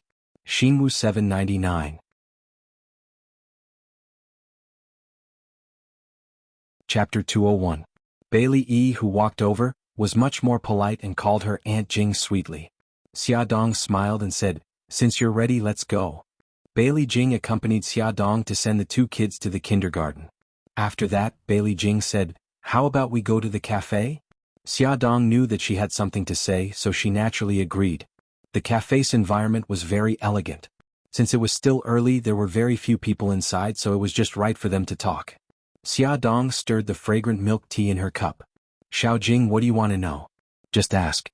Bailey Jing raised her eyebrows and went straight to the point. Xingqian's disfigurement, was it because of you? Xiaodong was very surprised. She thought that she was going to ask about her and her brother, but she didn't expect her to ask about this. She thought for a moment and said, Strictly speaking, it was related to me, but I didn't cause her disfigurement. Tell me about it. Bailey Jing leaned back and listened carefully. It's very complicated. To put it simply, Su Xingqian wanted to harm me, but it was exposed and my friend took revenge on her. She then turned around to take revenge on me and wanted to pour acid on me. In the end, an accident happened during the fight and the acid splashed on her. Bailey Jing frowned and asked, Was Su Yunqian present at that time? Xiaodong nodded. Yes. Bailey Jing's gaze was sharp. As far as I know, Xingqian didn't hurt you. She was framed by Su Yunqian. She didn't want to take revenge on you that day, but wanted to deal with Su Yunqian. In the end, you snatched the acid from her hand and splashed it on her. Xia Dong was stunned. I don't know if Su Xingchen was framed by Su Yinxian, but she did want to deal with me and Su Yinxian that day. I didn't snatch the acid from her hand, nor did I deliberately splash it on her. In fact, if my bodyguard didn't arrive in time that day and fought with Su Xingchen, I would be the one disfigured now. Bailey Jing frowned. Xia Dong and Fei Yan's words were completely different. Between the two of them, one of them must be lying. Although personally she believed Fei Yan's words more, she didn't lose her mind. If she didn't investigate this matter clearly, she wouldn't accuse anyone wrongly. Bailey Jing's expression was serious. Xia Dong, do you have evidence to prove that you're not lying? Xia Dong frowned slightly. Suddenly her eyes lit up. When it happened, we were in the changing room behind the church. There was a camera installed in the corridor outside the changing room. When Lu Xing broke in, the door was opened. He and Su Xingchen were entangled at the door, so the camera recorded the situation. This was also an important piece of evidence for the police to convict Su Xingchen of intentional injury. As long as you see the video, you'll know if I'm lying or not. But criminal evidence is kept by the Public Security Department. How can we see the video? Bailey Jing thought. Xia Dong coughed and said, actually, the surveillance camera in the church should still have a record. Bailey Jing patted her forehead and smiled. How could I forget? This is much easier. Xiao Yi is a hacker expert. Xia Dong was surprised. She never knew that Xiao Yi was also a hacker. Bailey Jing raised her eyebrows in amusement. Don't tell me you still don't know? Xia Dong smiled bitterly. I really don't know. I've been separated from Xiao Yi for more than 4 years. I feel like I don't understand him at all. I'm a failure of a mother. No, I think you're amazing. Bailey Jing looked into her eyes and said seriously, I admire you for raising 2 children alone. Xia Dong smiled. I thought you hated me. Bailey Jing shrugged. At first I hated you. But after hearing about your experience, I think you're amazing. You're a good mother. Her straightforward words touched Xia Dong. Thank you. She smiled and said, don't be in a hurry to thank me. If it turns out that you really hurt my friends, I'll still hate you. Xia Dong smiled. She really appreciated Bailey Jing's personality more and more. She was straightforward and cheerful. The two agreed to ask Xiao Yi to help pull up the surveillance video of the church at night. Then they parted happily. Bailey Jing left the family car to Xia Dong and rented it herself. She took out a business card from her handbag and pointed to the address on it. She asked the taxi driver to send her to the location. Xia Dong hadn't seen Yi Siki for a few days. She missed her, so she wanted to ask her out to relax. Guangmao Building, Langyu Psychological Consulting Firm. Seeing someone coming, the beautiful receptionist Miss smiled politely. Hello, Mississippi. How can I help you? Bailey Jing took off her sunglasses and pushed her hair behind her ear. Hello, I want to see Dr. Linny. Do you have an appointment? No. Miss smiled apologetically. I'm very sorry. Dr. Lin's appointments are full today.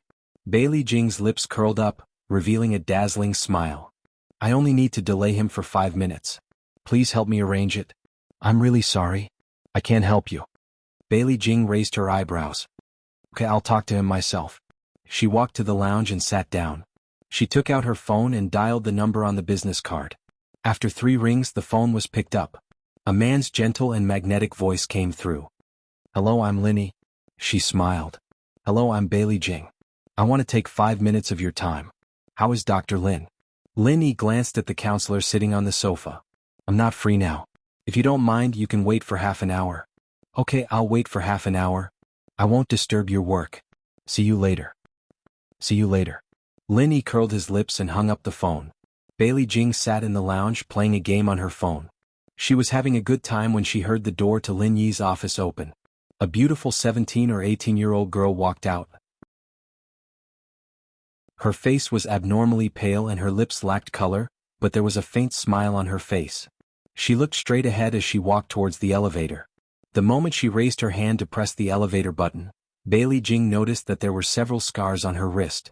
Bailey Jing blinked and stood up. She turned around and saw Lin Yi in a black suit standing a few steps away from her. There was a gentle smile on his handsome face. Sorry to keep you waiting. She smiled generously. It's okay. It wasn't long. She was wearing a bohemian-style long dress today. Her wine-red hair was let down casually. Her beautiful eyes sparkled with a bright smile. She looked bright and charming. He reached out his hand. Please come in. Thank you. The office was decorated very warmly. It didn't feel rigid at all. Lin Yi lowered his guard the moment he walked in. Bailey Jing sat casually on the sofa and pulled out a check from her handbag. She pushed it in front of Lin Yi. Lin Yi, thank you for helping me out yesterday. Here's the money for the dress. Please accept it. Lin Yi had a rough understanding of her personality from their two conversations. He knew that she was a straightforward person. He didn't reject her. He smiled. It's nothing. Don't worry about it. Bailey miss, if I may ask, do you have an older brother named Bailey Yun? She raised an eyebrow in surprise. How did you know? He's my second brother. Lin Yi's smile widened. I'm in the same university as Yun. I'm 2 grades higher than him. She was pleasantly surprised. So you're my second brother's senior. What a coincidence. He smiled. Yun went to America recently. How's he doing there? He hasn't contacted me yet. She smiled happily, revealing her beautiful white teeth. I talked to him on the phone before I came back. He's doing well now. He started a company with his friends. It's on the right track. That's good. He's finally willing to work hard. Lin Yi hoped that Bailey Yun could walk out of the pain of heartbreak as soon as possible. The two of them chatted for a while more before Bailey Jing suddenly remembered the girl she saw earlier.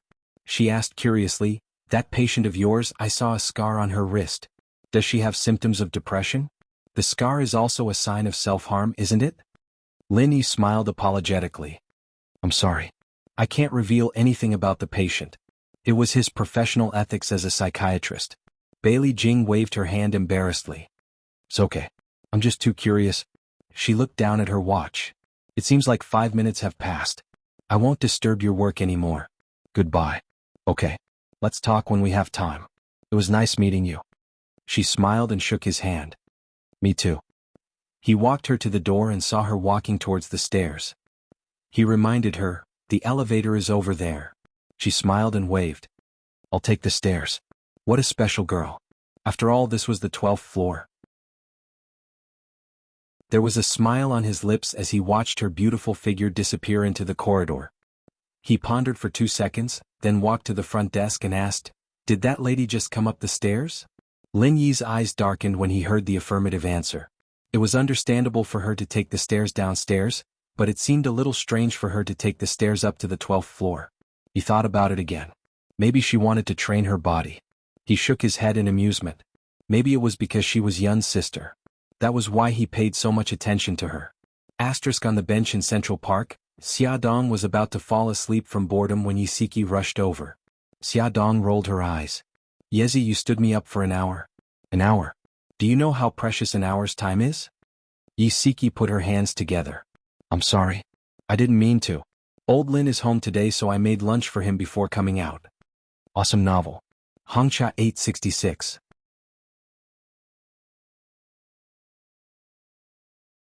Chapter 202. Xia Dong poked her forehead in annoyance. You really treat your husband like a bodhisattva. Yisiki massaged her shoulders in an attempt to please her. Don't be angry, baby. Elder Lin had it tough too. He attended a seminar last night and got drunk. His head still hurts now. All right. Stop acting like a lackey. You scared my baby, do you know that? Xia Dong pulled her arm and made her sit beside her. She took out a tissue and handed it to her. Hurry and wipe your sweat. Your face is red from the sun. She knew that she had a sharp tongue but a soft heart. Yisiki smiled as she took the tissue and wiped the sweat off her face. Xia Dong leaned against the chair lazily. Your elder Lin attended the seminar last night. Did he go with Bai Meiwei again? Yeah. He got drunk last night and even stayed at the dean's house. The dean treats elder Lin quite well. Yisiki finished wiping her sweat and threw the tissue into the bin. Xia Dong recalled the incident where Lin Shihao and Bai Meiwei took a walk on the beach. She half joked. He dared to drink when he was with another woman? Wasn't he afraid that someone would do something to him? Yisiki knocked on her forehead. What nonsense are you talking about? Bai Meiwei isn't that kind of person. How do you know? Xia Dong looked up at her. You know Bai Meiwei very well? I can't say that I know her well. I've seen her twice. I think she's well-educated and well-mannered. She doesn't seem like the kind of woman who would do something like that. Xia Dong raised her eyebrows. Appearance doesn't explain everything. Look at Su Xingchen. Isn't he naive and cute? Can you imagine that she's actually ruthless and inhumane? Yisiki choked on her words. Xia Dong made sense, but Yisiki still felt that her husband was trustworthy. She believed that he wouldn't do anything to betray her. She smiled. Let's not talk about me. Why are you in the mood to stroll around today? The smile in Xiaodong's eyes gradually faded. She hugged her and said, Yezi, actually, I'm here today to seek comfort. What happened? Yi Siki patted her on the back. Xiaodong told her everything that had happened yesterday. It took her a while to react. She sighed and said, Mika Kito has loved you for 5 years. Now that you're married, it's inevitable that he'll be sad. Maybe he'll get better after some time. As for your Bailey Han, I don't know what to say. You don't have to say anything. I just wanted to talk to you. I'm fine now. Everything is fine. Xiaodong let go of her and grinned. She felt much better after saying it out loud. She was filled with courage, the courage to face the future. Yi Siki teased her, that's good. You're a cockroach that won't die. They strolled around the park, had lunch together, and went to watch a comedy movie. The two of them laughed so hard in the dark that tears rolled down their cheeks. After leaving the movie theater, they said goodbye and went back to their respective homes. Yi Siki received a call from Lin Shihao. He said that there was a last-minute surgery at the hospital and that he had to rush to the hospital. He would also be back a little late. After dinner, Lin Shihao still hadn't returned. Yi Siki took the clothes he had changed out of in the morning and was about to put them in the washing machine to wash. However, she found a long strand of hair on his jacket. This strand of hair was definitely not hers. Her hair wasn't that long. Her heart clenched. Her fingers trembled as she checked the rest of his clothes. She saw a bright lipstick mark on the back of his white shirt. Her heart almost stopped beating. She suddenly remembered what Xiaodong had said. Lin Shihao was with Bai Meiwei last night and they were both drunk. Could something have happened? No, that was impossible. Old Lin wouldn't lie to her. But how could she explain the hair and lipstick mark on his shirt? Yi Siki's hands and feet turned cold. Her legs went weak as she sat on the cold floor in a daze. She didn't even seem to hear her daughter running over to call her. Nyo Nyo pushed her arm in fear. Mommy, what's wrong? Are you feeling unwell? Yi Siki's mind went blank. Her eyes lost their light as she stared at the shirt in her hands. The bright lipstick mark was like a blood stain that flowed deeply into her heart. Mommy, what's wrong? Nyo Nyo called out for a long time, but her mommy didn't respond. She was so scared that she started crying. Her cries pierced Yi Siki's eardrums like needles. She suddenly came back to her senses and hugged her crying daughter. Nyo Nyo, what's wrong? Mommy, you were so scary just now. You didn't move at all. No matter how I called you, you didn't respond. Boo. It's okay. Mommy is fine. Nyo Nyo, don't be afraid. Yi Siki hugged her daughter's small body tightly. She suppressed her uneasiness and coaxed her daughter to sleep. Then she changed her clothes, grabbed her handbag and hurried out. She didn't know why she had to go to the hospital, but she just couldn't control her legs. She wanted to go to the hospital to have a look. The sound of her footsteps was particularly clear in the empty hospital corridor. She ran all the way to the door of the gynecology department. She bent over and held her knees with both hands as she gasped for breath. The lights in the operating room were still on. The operation wasn't over yet. Yi Siki planned to go to the washroom to tidy herself up. She was sweating profusely and looked a little disheveled. When she came out of the washroom, the lights in the operating room were already off. The nurse had already pushed the patient into the ward, and Lin Shihao was nowhere to be seen. She stood in front of his office door. Like a thief, she secretly opened the door a crack. Through the crack, Yi Siki saw Lin Shihao standing with a woman in a white coat. The woman's back was facing the door, so Yi Siki couldn't see clearly who it was. But from her voice, Yi Siki could tell that she was Bai Meiwei. Bai Meiwei said gently, "Senior sister-in-law didn't suspect anything, did she?" Lin Shihao was silent for a moment before he said, "No. Meiwei. I should go back now." Bai Meiwei grabbed his wrist and said, "Senior, can you take me home? I'm still feeling a little unwell." Lin Shihao blushed and pulled her hand away from his wrist. "Okay, I'll take you home." He walked over to the clothes rack. He was probably going to change his clothes. Yi Siki, who was outside the door, was confused. Suspicion? What did Bai Meiwei mean by suspicion? Could she be referring to that strand of hair and the lipstick mark? Did they really do something to let her down? The footsteps were getting closer and closer to the door. She quickly hid behind the trash can. Lin Shihao and Bai Meiwei walked out of the office one after another. They didn't look back, so they didn't see Yi Siki hiding behind the trash can. Yi Siki followed them from a distance. She hid behind the stone pillar and watched as they got into the same car. Bai Meiwei was laughing and saying something. She took out her phone with trembling hands and dialed Lin Shihao's number. She saw him pick up the phone. "Hubby, are you coming back soon?" She tried her best to make her voice sound calm. Lin Shihao paused and said, "The surgery just ended. I still have to check on the patient's condition, so I'll be back a little late. You and Nyonyo should sleep first." "Okay, I got it." She didn't even say goodbye and hung up the phone in a hurry. Tears streamed down her face. In the past, Lin Shihao would tell her the truth no matter who he was with, even if it was a woman. He would never lie to her. Now he was clearly with Bai Meiwei, but he lied to her that he was still working. This meant that he had a guilty conscience. It was very likely that he had done something to let her down. The car sped away. Isiki leaned against the stone pillar with tears streaming down her face. Her heart was about to break. She didn't know how she got home. When she opened the door, the room was pitch black. Lin Shihao hadn't returned yet. She locked herself in the bathroom, turned on the tap, and cried bitterly. When she came out of the bathroom, her eyes were red and swollen. Her tears had dried up. She hugged her legs and sat on the bed, not knowing what to do. She should ask clearly whether it had happened or not, right? But if it had really happened and it was completely exposed, what should she do? Divorce him? From dating to marriage, she had loved this man for 8 whole years. How difficult would it be to divorce him? And what about Nyonyo? Her mind was in a mess. Perhaps she should just pretend that nothing had happened. When Lin Shihao came back, it was already 1 in the morning. When Isiki heard him open the door, she pretended to be asleep and turned with her back to the door. After he finished showering, he quietly climbed into bed. If it was in the past, he would have pulled her into his arms and hugged her to sleep. But this time he didn't. Isiki felt that her back was empty. It was only September, but it was bone-chillingly cold. The next morning, Isiki specially wore a new dress that she had bought a few days ago and put on light makeup. When she sent Lin Shihao and Nyonyo out, she smiled brightly and waved her hand to ask him to drive carefully. Lin Shihao was full of guilt towards her. His eyes flickered as he hurriedly said goodbye and carried Nyonyo into the car. "Aya, Nyonyo's mother, you went downstairs to send Nyonyo's father to work again. You two are really loving." The neighbor upstairs saw Isiki and laughed teasingly. Isiki forced a smile and said, "No, Siswu, don't laugh at me." Siswu smiled and said, "You're wearing a new dress today and even put on makeup.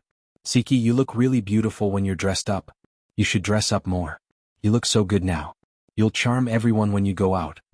Isiki's heart sank. So, unknowingly, she had already become a haggard old woman. Her smile became even more forced.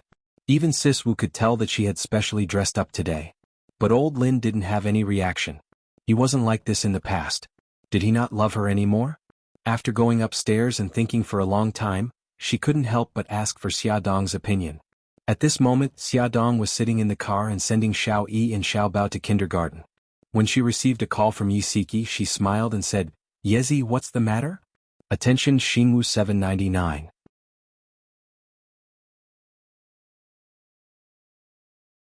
Chapter 203. Is it convenient for you to take the call now? I'm in the car. I'm taking the kids to kindergarten. What's up? Isiki paused for a moment. Call me when you're free. I'll wait for your call. Oh, okay. Xiaodong had never heard her so depressed before. She had a bad feeling about this. 10 minutes later, Xiaodong took the kids to kindergarten. She found a quiet spot in the school and sat under the shade of a tree to call Isiki. Isiki sounded depressed. "Xia, I suspect that old Lin is having an affair." Xiaodong had actually been worried about this for a long time. When she heard what Isiki said, she was not shocked. Instead, she was very calm. "Yezi, we all know what kind of person old Lin is. Let's get to the bottom of this first. Maybe it's not what you think." Xia, I found a long strand of hair on his shirt. There was also a lipstick mark on the back of his shirt. Isiki began to sob. Also, I followed him to the hospital last night and found out that he was very intimate with Bai Meiwei. Xiaodong frowned. "Wait, I think something is wrong. Why would there be a lipstick mark on his back?" Isiki cried even louder. Maybe she hugged him from behind and left it there. Xiaodong's heart ached as she said, "Yezi, don't cry. How about this? Let's talk when we meet up. I'll go to your house right away." Xiaodong rushed over to Isiki's house without stopping. Isiki's eyes were red and swollen. Even though she had put on some light makeup, it could not hide the sadness on her face. Xiaodong's heart ached for her. Without another word, she hugged her tightly. "Tell me first what's going on." Yi Siki told her in detail about Lin Shihao not coming home all night and how she found out about his whereabouts. After hearing this, Xia Dong frowned and asked, "Old Lin said he was staying at the hospital director's house. Did you ask the director?" "No. Do you know the dean's home phone number?" Xia Dong decided to get to the bottom of this. Yi Siki flipped through the phone book for a long time and found the director's home phone. Xia Dong gestured for her to call it. It was the headmaster's servant who answered the call. Yi Siki asked a few simple questions and found out what had happened. Lin Shihao did not sleep at the headmaster's house that night, and Bai Meiwei did not return home that night either. So, were they really together that night? Yi Siki was on the verge of breaking down. "Don't worry. Even if they are together, they might not have done anything wrong to you." Xia Dong hugged her and said, "Yezi, listen to me. Stop guessing and ask old Lin directly. Let him tell you what happened that night." "No, I don't dare." "They really, then what should I do?" Tears welled up in her eyes as she grabbed Xia Dong's hand tightly. "Xia, tell me. What should I do if he really cheated on me?" Xia Dong's eyes were filled with tears as she clutched at Xia Dong's hand tightly. "Yezi, calm down first. Look into my eyes." Xia Dong held onto her shoulders and said, "Tell me, do you still love Lin Shihao? Do you love him?" She sobbed and said, "How could I not love him? I've loved him for 8 years. If he really cheated on you, are you willing to forgive him? Will you still be able to live with him?" Xia Dong was asking Yi Siki this question, but she was also asking herself. "I don't know. I need to think about it." Yi Siki and Lin Shihao were each other's first loves. They had never had any messy exes to ruin their relationship. They had been very happy all this time and had never met with any setbacks. She really didn't know if she could tolerate his betrayal. "Yezi, let's not cry anymore. Let's go out for a walk and relax, okay?" Yi Siki wiped the tears from her face and said, "Okay, let's go out for a walk. If I stay at home, my thoughts will only run wild." The weather was good today. There was no scorching sun and a cool breeze blew. It was very comfortable walking on the streets. They drank coffee, went shopping, watched movies and went to many places. Although Yi Siki was smiling, Xia Dong could tell that her smile was forced. Xia Dong suggested, "Siki, do you want me to go for a drink with you?" "No need. You're pregnant. Don't go to noisy places like bars. Besides, it's about time. You should go and pick up the children. I'm going to pick up Nyonyo too." Xia Dong smiled and said, "Okay then. I'll send you to Nyonyo's school first." Yi Siki didn't stand on ceremony and agreed with a smile. Xia Dong sent her to the entrance of Nyonyo's primary school. She didn't say anything else as she was afraid of bringing up sad memories. She hugged her and said goodbye. She drove the car to the kindergarten and then picked up the children to go home. The living room was very lively. The whole family was there. Even Bailey Xiong and Bailey Han came back early from the company. They seemed to be discussing something. Xiao Bao ran in quickly and greeted the elders politely. He sat down next to his sister. Xiao Guai grinned as she took out her handkerchief and wiped the sweat off his face. Xiao Yi walked in with Xia Dong and greeted the elders as well. He glanced at the seat next to Xiao Guai. Daddy was sitting on one side and Xiao Bao was sitting on the other. His pink cheeks puffed up. No wonder Xiao Bao ran so fast. He was trying to snatch the seat. He snorted and walked straight to Bailey Han's side. He lifted his little face and grinned, revealing his adorable little white teeth. "Daddy, can you sit over there? You can sit with Mommy." He pointed to the empty sofa opposite him. Bailey Han smirked and patted his head. "All right, I'll give this position to you." "Thank you, Daddy." As soon as Bailey Han stood up, he sat down as if he was worried that someone would snatch the seat away from him. "Brothery, it's embarrassing to snatch a seat from Daddy." Xiao Guai giggled and gestured with her soft little fingers on her face, making a bashful gesture. Xiao Yi's handsome little face blushed. He turned his head uncomfortably. "I'm not snatching a seat. I'm creating an opportunity for Daddy and Mommy to be together." Xiao Bao came over and smiled mischievously. "Gigai, don't believe him. He's lying." Xiao Yi glared fiercely at Xiao Bao. He put his face in front of Xiao Guai and whined, "Gigai, I have sweat on my face too." "Okay. Brothery, I'll help you wipe it off." Xiao Guai took out her handkerchief and wiped his sweat earnestly. The family couldn't help but laugh. After all this time, Xiao Bao and Xiao Yi were fighting over Xiao Guai. Ever since the family had 3 Xiao Bao, there was a lot more laughter in the house. The old madam's eyes were smiling. She looked away from the children and focused on Xia Dong. "Xia Dong, our family is gathered here today to discuss your wedding with Ahan. Ahan wants to set the wedding for next week. What do you think? Xiaodong looked at Bailey Han in surprise. Seeing his smile, she was touched, but she looked at the old madam worriedly. Grandma, is it really appropriate to rush the wedding? The old madam knew what Xiaodong was worried about. She had tried to persuade Bailey Han to postpone the wedding, but he disagreed and insisted on holding it as soon as possible. The old madam smiled. Our whole family has agreed. It's up to you now. Xiaodong was very worried. She was afraid that a sudden wedding would upset Bailey Han. Bailey Han suddenly grabbed her hand and stared at her with his dark eyes. Xia, what are you worried about? No, I'm not. Then why don't you agree to hold the wedding? He tightened his grip on her hand. Mikakito was back. He felt a sense of crisis. He had to announce to the world that Xiaodong was his wife as soon as possible. It's not that I don't agree. She didn't know how to say it. You're just starting to hesitate. Do you regret marrying me? His voice turned cold. She quickly said, I don't. I've never regretted marrying you. Don't be agitated. Then let's hold the wedding. He held her shoulders and announced domineeringly. Okay. She had no way to disobey him. The whole family happily decided which church to hold the wedding in, which hotel to hold the banquet in, and even where to go for the honeymoon. They all started a heated discussion. The three little guys were not willing to be left out. They ran over and looked at the pictures of the scenery on the computer screen. From time to time, they interrupted and expressed their opinions in a childish voice. Everyone looked very happy.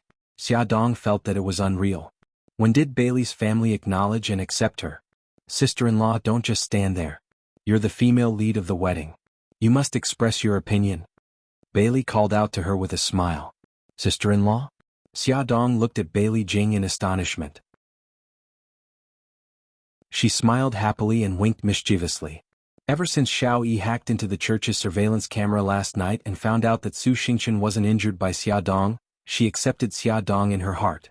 She even persuaded Bai Jingxiu to accept Xiaodong. Sister-in-law? Come and take a look. Okay. Xiaodong still felt a little confused. These pictures were all created by Bailey Jing. She specially searched for the world's famous scenic spots on the internet and created a PowerPoint presentation. Beautiful pictures of the scenery slid past her eyes. Xiaodong gradually integrated into their atmosphere. She listened to their discussion and occasionally gave a few opinions. In the end, everyone voted and decided on the church and hotel. Since Xiaodong was pregnant and it wasn't suitable for her to run around, they decided to have their honeymoon in Greece. Bailey Han came out of the shower and found Xiaodong hugging her knees and sitting in front of the floor-to-ceiling window. He dried his hair and walked to her side. He sat down and said softly, Honey, what are you thinking about? She turned back and smiled. Nothing, I'm in a daze. You've been in a daze enough times today. He hugged her waist and laughed lightly. Who asked you to suddenly attack me? It would be strange if I wasn't surprised. She leaned comfortably in his arms and naturally wrapped her arms around his waist. She seemed to like being close to him more and more. Welfare Xingwu 799.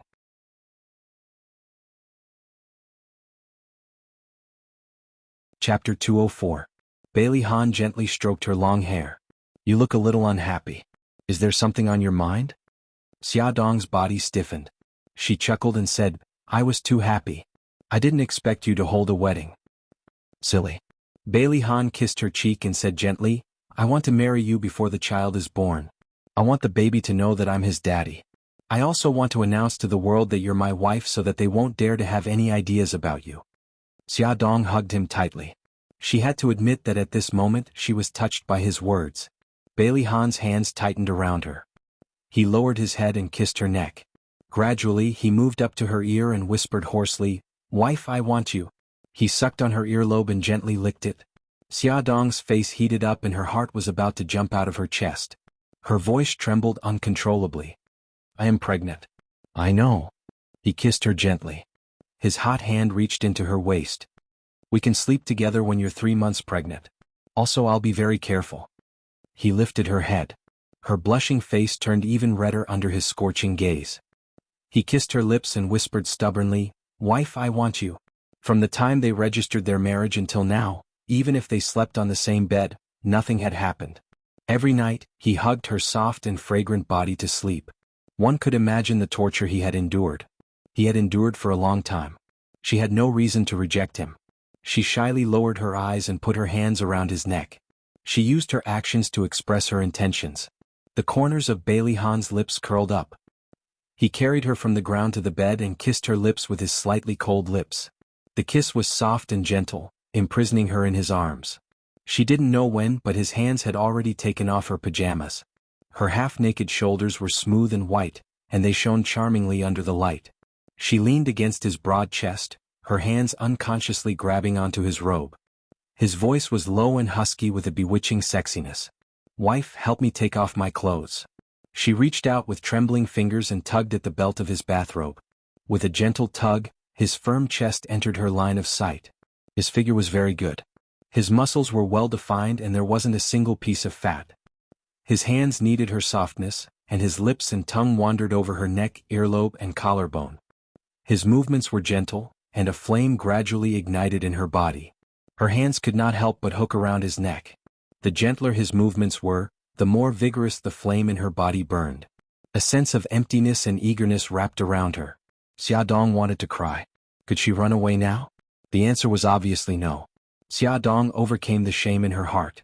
Her movements were extremely slow. Bit by bit it was a form of torture. He gritted his teeth and endured it, going along with her rhythm. Half an hour later. "Hubby, I can't take it anymore." "Not yet. Wait a little longer." Another half an hour later. Huff. She was so tired that she had fallen asleep. Bailey Han's face darkened. The little woman in his arms had actually fallen asleep. It turned out that he was very capable and annoying. He felt so defeated. In the dream, someone's arm unconsciously hit him and with a "pa" sound, it landed on his bare chest. His eyes gradually overflowed with a smile, and he tightly held her in his arms. This cute little woman was his wife, the person he would protect for the rest of his life. Lin Shihao returned late again. He had just finished a 3-hour operation. When he opened the door, he looked exhausted. He saw Yi Siki curled up on the sofa with her head down and hugging her knees. She looked so small and lonely. He quickly walked over and sat beside her. He put his arm around her shoulders and asked, "Honey, what's wrong?" Yi Siki looked up. Her eyes were a little red. She squeezed out an ugly smile and said, "Hubby, you're back." "What's wrong? Are you feeling unwell?" Lin Shihao touched her forehead. "I'm fine." She pulled his hand down and said in a low voice, "Hubby, I want to ask you a question." After parting ways with Xiaodong in the evening, she thought about a lot of things on the way back. In the end, she decided to ask him clearly. She didn't want to be confused, worried, and in pain anymore. He held her hand tightly. He was a little nervous, but there was a gentle smile on his face. "What do you want to ask?" Her eyes were unfocused as she stared at a spot on the coffee table. She asked calmly, "Did something happen that night when you attended the seminar with Bai Meiwei?" His heart skipped a beat. His smile froze. After a while he asked, "Honey, what do you mean by that?" Her expression was still calm. "I asked Bai Meiwei about it. She said that you didn't stay overnight at Bai Meiwei's house that night, and Bai Meiwei didn't go back either. Something really happened. I want to know the truth." His throat felt as though it was stuffed with cotton. He couldn't say a word. Her voice was so calm as she recounted slowly, "I found a long strand of hair on your clothes. I also found a lipstick mark on your shirt. Don't you want to explain?" "Honey, listen to me." Lin Shihao, who didn't change his expression in the face of death, suddenly panicked. His hands held Yi Siki's shoulders tightly as he said agitatedly and guiltily, "Honey, I was drunk that night. I mistook Bai Meiwei for you. Honey, please forgive me. I really didn't do it on purpose." Her heart seemed to have stopped beating. At that moment she couldn't even feel any pain. She was like a puppet being shaken by his hands. Her gaze was unfocused as she stared at his face in a daze. However, she couldn't see the expression on his face clearly. "Honey, what happened to you? Don't scare me." She instantly lost her life under his hands. He shook her shoulders in fear. "Honey, come back to your senses. Don't scare me." Her gaze finally focused and regained a trace of clarity. She grinned and revealed a bleak smile. "Honey, what do you want to do? Do you want to be responsible for her?" "No, Siki. I told Meiwei that it was just a misunderstanding. Let's pretend that nothing happened." Lin Shihao hugged her tightly, his fingers trembling. She had really scared him just now. Nothing had happened. It was easy to say, but all the damage had been done. Even if he was drunk, even if he didn't do it on purpose, his adultery had left a very deep wound in her heart. It was possible that she wouldn't be able to fill it in this lifetime. "Honey, let's start over, okay?" He held her face, his eyes uneasy and his tone full of pleading. This wasn't the Lin Shihao she knew. The Lin Shihao she knew was proud and complacent. Her already scarred heart couldn't help but ache for him. "Honey, let's start over for Nyonyo, okay?" He held her hand very tightly, as if he was afraid that she would suddenly pull away and leave. Her heart ached even more. She reached out her left hand and caressed his handsome face. After a long while she spat out a word. "Okay. Honey, I promise that this will never happen again. I will go home early and love you well." He suddenly pulled her into his arms. His voice was low and hoarse and broken tears fell from his eyes. She leaned on his chest, tears rolling down her face. Although she had decided to forgive him and start over, Yi Siki still had a knot in her heart. When they were sleeping at night, Lin Shihao wanted to hug her in his arms, just like he had done for the past 7 years. However, she subconsciously reached out her hand to block him. By the time she reacted, a hurt expression had already appeared in his eyes. She smiled stiffly and took the initiative to lean against him. She reached out her hands and hugged his waist, leaning into his embrace. She tried to cover up her subconscious feelings of resistance, but unfortunately her stiff posture and body told her everything. Lin Shihao's heart ached and he felt guilty. He could only hug her tightly and try to heal all the scars with time. Powerful novel Shinwu 799.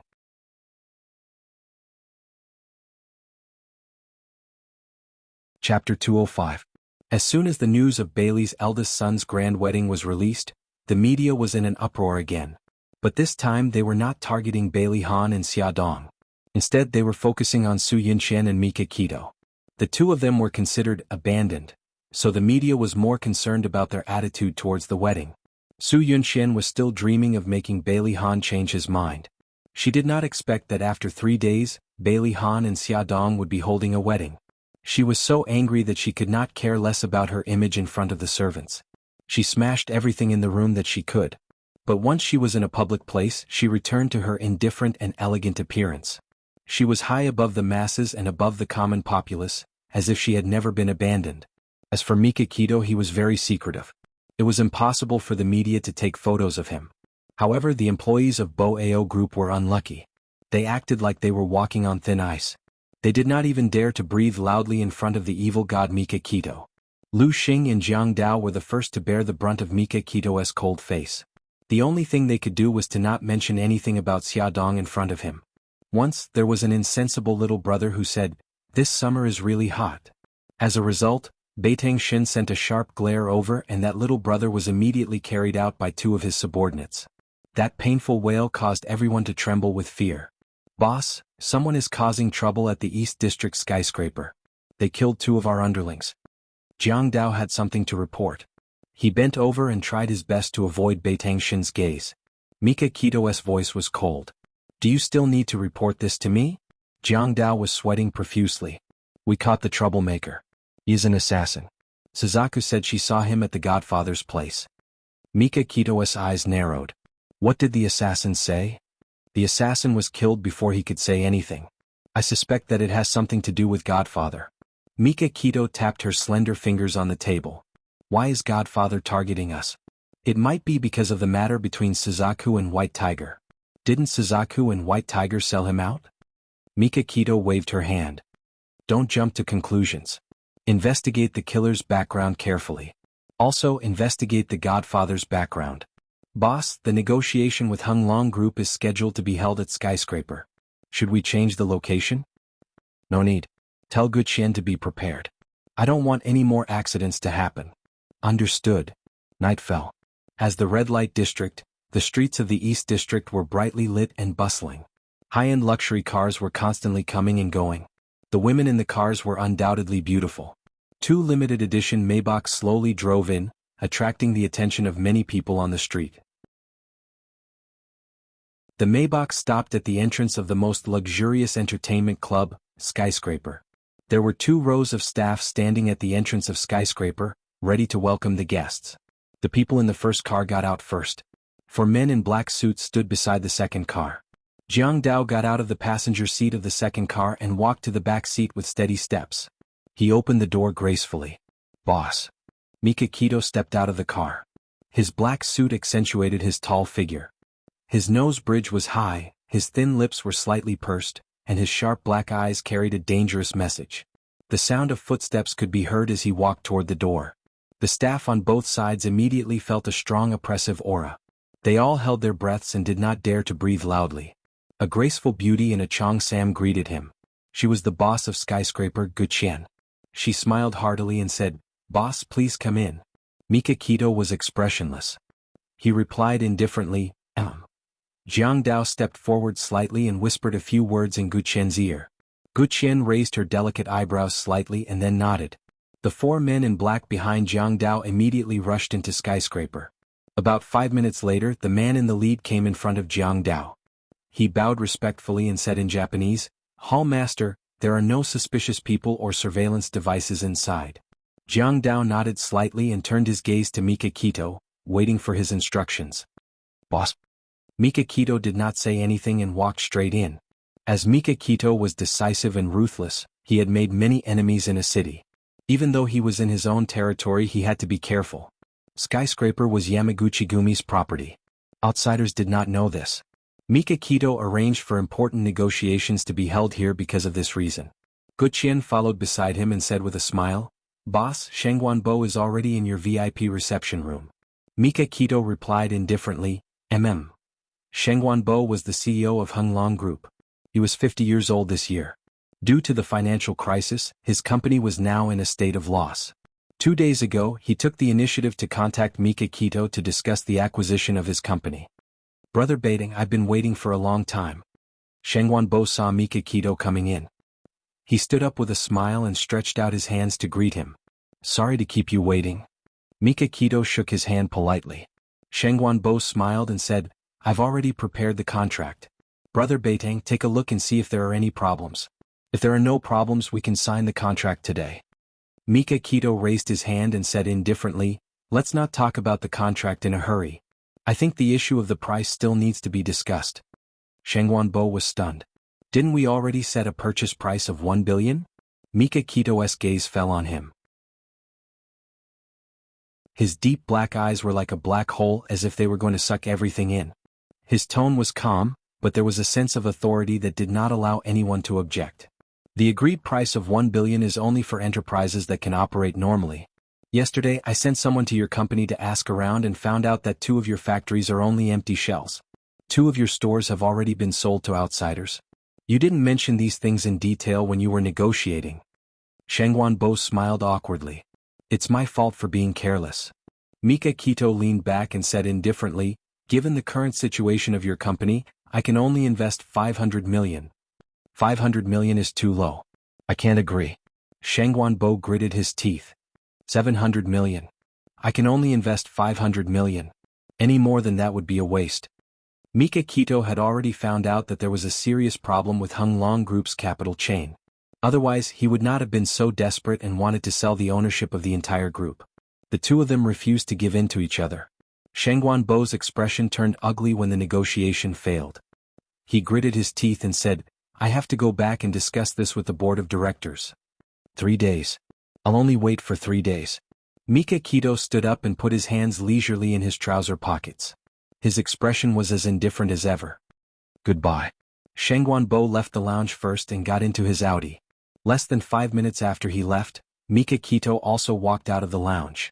Just as he walked towards the car door, something dangerous happened. More than a dozen assassins dressed in black and wearing masks suddenly appeared on the street. They all had 2 pistols in their hands and were shooting at Mikakito. "Boss, be careful." There were only 2 cars left in front of them. Everyone hid behind the cars. Screams filled the street. All kinds of men and women scattered in fear. Soon, only Mikakito's men and the crazy assassins were left. Jiang Dao quickly took out his pistol and shot at the assassins. "Boss will cover you." You take the opportunity to retreat into the lounge. Mikakito's hawk-like eyes scanned the surroundings and said coldly, "It's too late. Get in the car." The assassins had already surrounded them from behind. Their only escape route was the car. The bodyguard behind Mikakito had already been shot. He urged Mikakito and the rest to leave quickly in Japanese. He clutched his chest and managed to hit 2 assassins. Then he fell to the ground and died on the spot. Mika Kito glanced at his loyal men and ordered the rest to retreat. He quickly jumped into the car. The bulletproof glass temporarily blocked the bullets and the car sped off. The assassins also got into the car and chased after them. Soon, Beitang Shin's 2 cars arrived at a deserted street. The atmosphere here was a little strange and it was abnormally quiet. Mika Kito's heart skipped a beat and realized something was wrong. He turned the steering wheel and wanted to drive the car in another direction. Suddenly, a familiar Audi sped from that direction. He had no time to think and rushed towards the Audi. The moment he brushed past the car, the Audi suddenly swerved and blocked the middle of the road. Beitang Shin slammed on the brakes but he still hit the car. The huge impact made the people in the car suddenly fall forward. Fortunately there were no casualties. Jiang Dao rolled up the car window and shouted at the Audi. "The car in front, get out of the way." Beitang Shin saw the driver of the Audi raise his hand and press Jiang Dao down. The 2 of them lowered their heads together. Bang! A gunshot was heard. The bulletproof glass was almost shot through. The bullet was only 0.1 millimeters away from entering the car. Jiang Dao's heart skipped a beat. "Boss, that looks like Sheng Wanbo's car." Mika Kito said coldly, "That's right. We have fallen into a trap. Quickly inform our brothers at the headquarters to come to our rescue." The car behind them would catch up in 2 minutes. They had to leave this place quickly. Suddenly, the sound of footsteps came from the empty street, followed by intense gunfire. The Maybach's tires were shot and could no longer start. Mika Kito and the rest had to sneak out of the car from another direction. They retreated into the alley while defending themselves. From the gunfire, there were at least 15 people on the other side. On their side, there were only 5 survivors. There was a huge disparity in strength between the 2 sides. It was only a matter of time before they could not defend themselves. Suzuka did not expect to receive Jiang Dao's distress signal at this time. Moreover, the location of the incident was very close to where she was now. Attention Xingwu 799.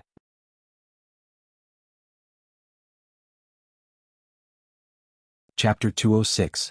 Suzuka knew that Mika Kito was going to have a business meeting tonight, but she did not know the exact location.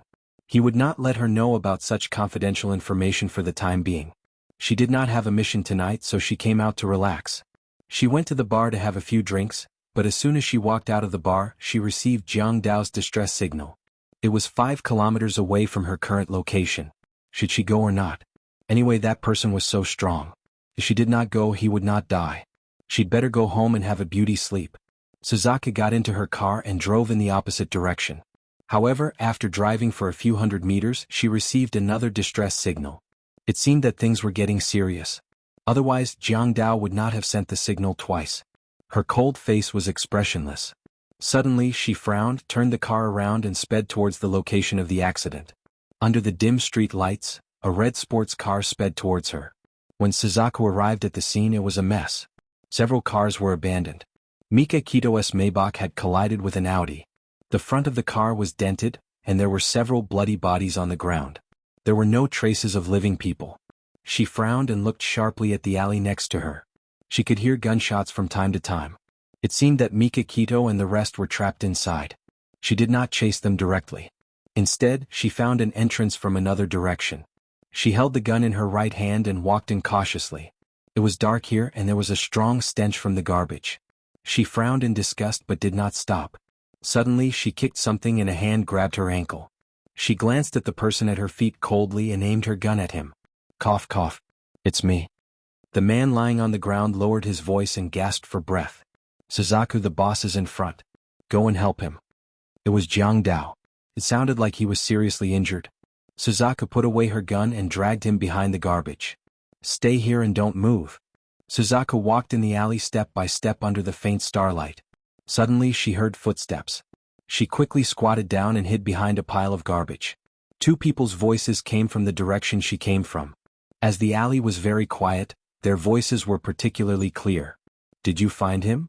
"Not yet." "Continue." "Damn it." Jiang Dao was only 10 meters away from where they were talking. If they went a little further, they would find him. Vermilion Bird frowned and raised her pistol, intending to get rid of the 2 first. She placed her finger on the trigger and aimed at the target. Just as she was about to pull the trigger, a hand suddenly covered her mouth. The thick smell of blood and the unique scent of a man rushed into her nose. A low and weak voice sounded in her ear. "Don't act rashly." Seeing that it was Beitang Shen, she was pleasantly surprised. The sound of a gunshot would definitely attract other killers. But if she didn't shoot, Jiang Dao would be discovered. A hand slid towards her calf. His palm was sticky and might be bloodstains. Suzuka didn't know what he wanted to do. She frowned and was about to make a move. Unexpectedly, his hand pulled out the dagger she had hidden in her leather boot. He put the dagger in her hand and replaced the gun. He lowered his voice and said, "You're in charge of the one on the left." She nodded slightly. He took his hand away from her mouth. The two of them walked side by side and got closer to Jiang Dao. Suzaku held the dagger tightly. Her eyes flashed and the dagger was already stabbing towards the heart of the person on the left. At the same time, another dagger brushed past her right. With a whistling sound, it pierced towards the heart of the person on the right. With two loud bangs, the two men fell to the ground without even making a sound. There are 5 people left. Mikakito was almost whispering into her ear. When he breathed, his warm breath brushed past her earlobe. She felt a little uncomfortable. She lowered her voice. "What about us? The 3 of us?" His words were concise and to the point. Suzaku understood what he meant. The only people left alive were Jiang Dao and herself. His clothes were soaked in liquid and through his clothes, it seeped onto her body. The strong smell of blood assailed her nose. She frowned. "You're injured. Can you walk?" "Yes." He breathed heavily. "Take the back. Take Jiang Dao." Jiang Dao's injuries were worse than Mikakito's. When they reached him, he was already unconscious. Blood kept flowing out of his chest. Suzuka didn't say a word. She bent down and carried Jiang Dao on her back. She said in a low voice, "My car is parked at the entrance in front. Can you hold on?" Mikakito grunted in a nasal voice. He followed behind her with heavy steps. Blood flowed down his fingers and dripped onto the ground. As they walked, the blood flowed along the road. When they arrived at the parking lot, someone ran out of the alley. Vermilion Bird supported Jiang Dao with one hand and raised the gun with the other to aim. With a bang, the man was killed. "Quick, they're in front." Suddenly there was a scream. Another battle was about to begin. Suzaku threw Jiang Dao into the back seat. She hid behind Maybach and shot at the enemy. She said calmly, "Mikakito, you go first." Mikakito's gun had run out of bullets. He took the gun out of Jiang Dao's arms and said coldly, "I'll never leave a woman behind and run for my life." At this moment, 2 cars sped towards them. As they drove, the people inside fired at the killers. Their men had arrived. Their firepower was reversed, and they quickly eliminated the remaining 4 assassins. One of Mikakito's men rushed over and supported him. "Boss, are you okay?" "I'm fine." Beitang Shen clutched his chest as fresh blood gushed out once again. He whispered a few words to his subordinates before his breathing became heavy as if he was about to suffocate. "Stop talking. Call the doctor." Suzuka jumped into the car and started the engine. Mikakito sat in the back seat and soon lost consciousness. They rushed back to Mikakito's villa. The doctor had already received the news and was ready for the operation. Several of his men carried the unconscious Mikakito and Jiang Dao into the operating room. 2 doctors operated on them at the same time. 2 hours later, the operation was over. The doctor said that the operation was a success. Mikakito and Jiang Dao were out of danger. Jiang Dao was shot 3 times. One of the bullets pierced his lung by 1 centimeter. Mikakito was shot twice. His chest and back were injured. Fortunately, his vital organs were not injured. After the operation, Suzuka did not need to stay. She greeted him coldly and was about to leave when one of his men ran over and said, "Suzuka, boss is awake. He has something to tell you." Suzuka raised her eyebrows. This man was really strong. He woke up so quickly even though he was severely injured. Mikakito was lying on the bed. His face was pale, but it did not affect his handsomeness. His eyes were as sharp and gloomy as usual. He had a high nose bridge and was as handsome as a god. When he saw her enter, his thin lips moved and his voice was hoarse. "Thank you for today." Suzuka did not expect him to thank her. She was stunned. She smiled and said calmly, "You're too polite. It's only right that I work for you." There was no emotion in his deep eyes. "I asked someone to take down the faces of those killers. Take a look and see if you know them." "Okay. Have a good rest." Suzuka really admired him. Even though he was injured, he was still so meticulous. He had arranged everything so neatly. Lu Xing brought the Vermilion Bird to her room and took out a stack of photos for her. She explained, "These are the photos that the boss ordered his men to take. These are the appearances of the assassins. He deliberately pulled out a photo from the stack of photos and placed it in front of Vermilion Bird. This man disguised himself as Shangguan Bo tonight and set up this trap, he said. It turned out that the Shangguan Bo who negotiated with Mikakito was not the real Shangguan Bo, but an assassin in disguise. They ambushed Mikakito on the street and forced Mikakito to drive away. Then the fake Shangguan Bo intercepted them. If Suzaku had not arrived in time, it was hard to predict what would have happened. The person in the photo was already dead. His eyes were closed and the blood on his face had probably been wiped clean by the man who took the photo. Suzaku carefully identified it for a while and said, "I've seen this person before at Godfather's bar." She picked up the rest of the photos and carefully identified them one by one. These people were all unfamiliar and she did not recognize any of them. She thought for a while and said, "White Tiger has more connections than me. Lu Xing, I suggest you send these photos to Japan and let White Tiger recognize them." Lu Xing nodded expressionlessly and immediately got someone to fax all the photos to Japan for White Tiger to recognize. Suzaku stretched and wanted to leave. Lu Xing stretched out his right arm and stopped her. He said indifferently, "Suzaku, you'll stay here tonight." She was surprised. "Why?" "Boss instructed me." Lu Xing thought for a while and said seriously, "It's so late.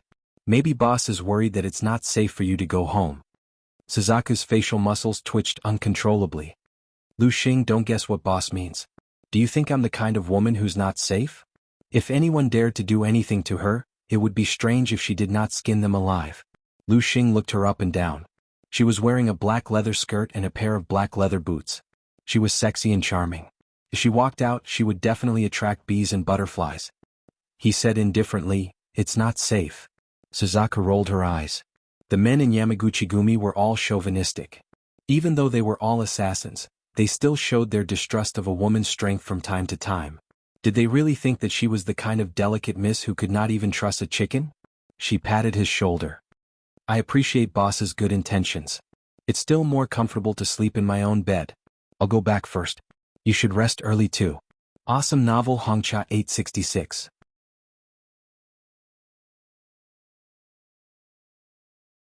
Chapter 207. Mikakito's physical fitness was very good, and his willpower was strong. The next day he insisted on getting out of bed.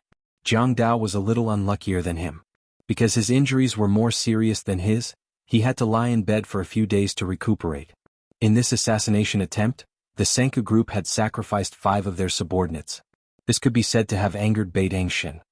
His entire body was emitting a ruthless aura as he issued a death order to find out who the mastermind was. A second ago, Bai Tangshin's entire body was still emitting cold air. In the next moment he received a phone call, and the corners of his lips immediately hooked up into a warm smile. Lu Xing, Vermilion Bird, and the others very tactfully retreated quietly.